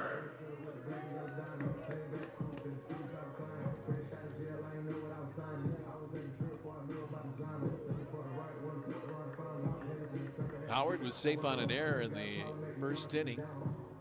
Doubled in a run and scored in the third. Grounded out to second in the fourth and walked in the seventh inning. Runner at first, nobody out. Pitch in tight, backed him away. 1 ball, no strikes to Drew Howard. Got a lefty and a righty now throwing in the Ball State bullpen.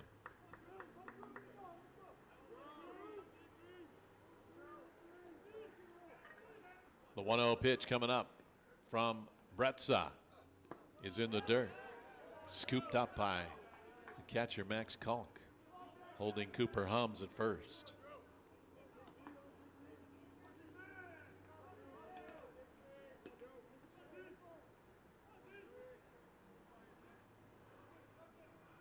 Drew stands back in there.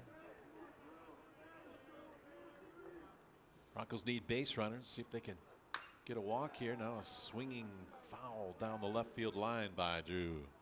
2-1 the count. And if you missed that, Broncos and Minnesota State Friday, that's a 2:30 Eastern time game. We'll have it on the air for you on WKZO starting at 2 with our pregame show Friday afternoon from Loveland, Colorado against Minnesota State, a rematch of last year's contest between the Broncos and the Mavericks that went double overtime. The Broncos won it and moved along in the tournament, ended up winning the national championship. Fouled back by Drew. It's now 2 balls, 2 strikes on Howard. The other 2 teams in that regional, hosted by Denver. Pioneers have to be there. They're the hosts. And the other team, Cornell, out of ECAC. And the winners play Sunday for the regional final. 2-2 pitch over but low. 3 balls, 2 strikes now on Drew Howard.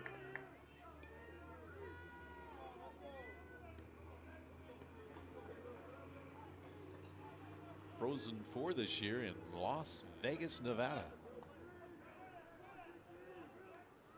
3-2 pitch coming up. Here it is. Swing and a foul onto the berm down the right field line.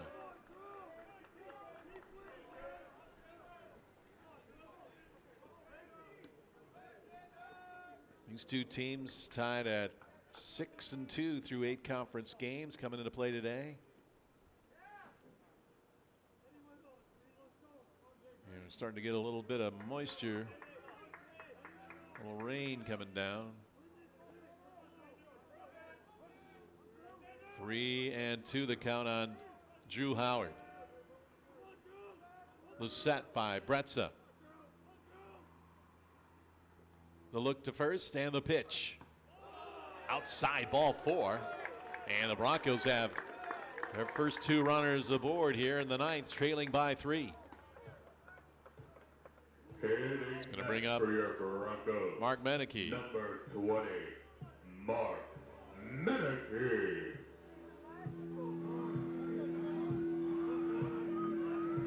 He could tie with one swing of the bat. He's a left-handed hitter, though, and the wind blowing in from right center field. Going to be tough to get one out today. Rich Maloney comes out of the dugout. And gonna talk to his troops. He's got bullpen arms warming up out there.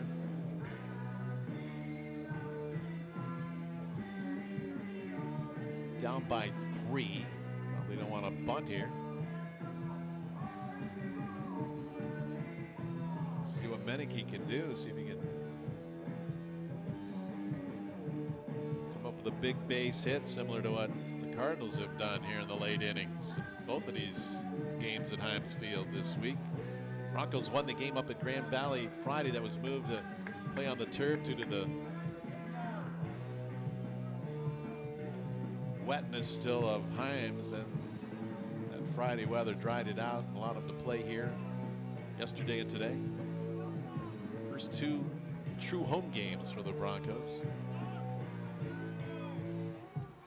Coach Maloney's had his say. He stays with Bretza. Broncos with runners at first and second, nobody out, trailing by 3, 7-4. Here's the set by Bretza. The look to second and the pitch. Over but low. 1 ball, no strikes. Kalk tried to frame it, brought it up, but Nate Thompson says ball low. Meneke digs back in. Left-handed hitter against the righty Bretza. The pitch.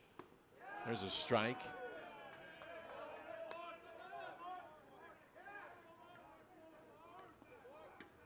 Probably up there to see a strike before offering at one, and he did. Now he'll be ready to go if he likes it.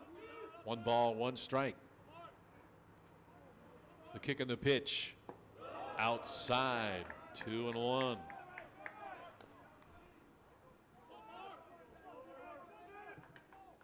Hums at second. Howard, the runner at first. Good speed on the base paths. 2-1 the count on Meneke. Bretza delivers inside, almost hit him. And the count goes 3-1. Well, with 2 runners aboard, down by 3 in the 9th, this pitch has to be belt high meat for Mark Meneke to offer at it. The 3-1. And instead, Bretza wheels and fakes the throw to second base. Cooper Hums back easily.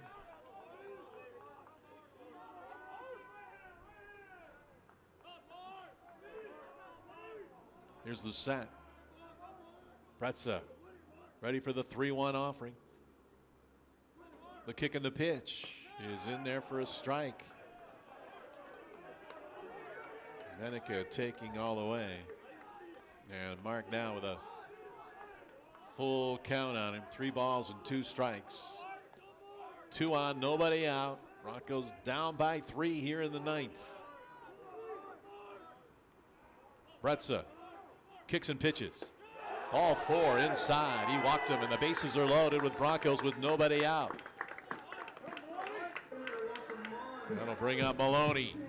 Now at the plate, number 12, Michael Maloney. Cooper Hums at third. Drew Howard, the runner, at second. Mark Meneke on at first. And the veteran shortstop, Mike Maloney, digs in. And Rich Maloney, no relation, by the way, coming out. He's going to make a pitching change. He's seen enough of Xander Bretza. Couldn't get anybody out.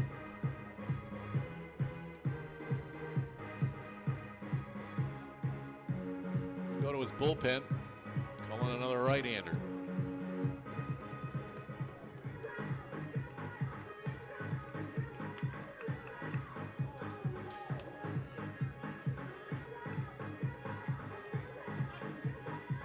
Don't forget tomorrow the introduction of new men's basketball coach, Cahill Fennell, will be introduced at a 5:30 press conference open to the public at the construction site, the new Kalamazoo Event Center, the future home of Bronco basketball and Western Michigan hockey.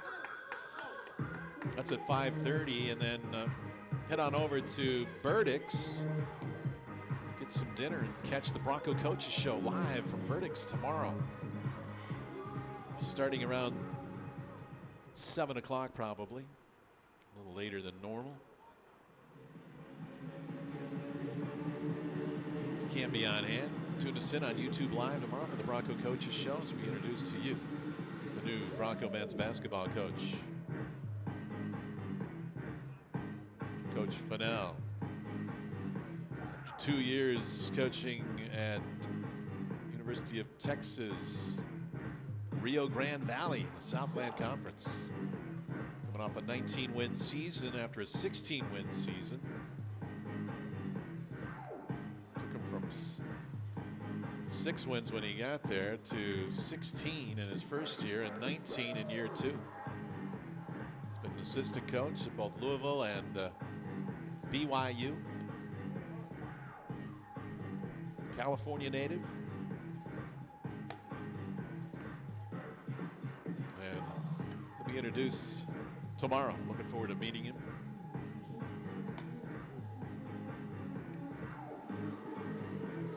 And you can meet him too, in person or online by tuning in tomorrow night around 7 o'clock to the Bronco Coaches Show. All right, new pitcher is Jeremy Jones.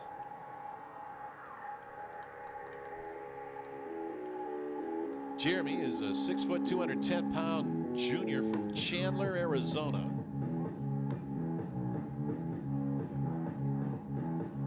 This will be his 8th appearance of the season. 7th out of the bullpen, 11 2/3 innings.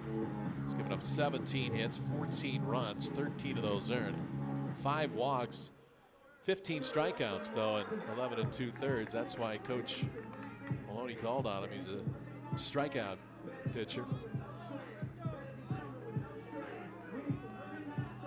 But he's got a 10.03 earned run average. His record is 1-2. And opponents hitting .327 on Jeremy Jones. Right-hander working from the set with the bases loaded. The pitch high to Maloney. 1 ball and no strikes. Mike struck out in the first, safe on a fielder's choice, and scored in the 3rd. Flew out in the 5th. Walked in the 7th. The 1-0 pitch is in there for a strike. Get me over pitch, and Maloney taking all the way. Broncos need 3 to tie and 4 to win.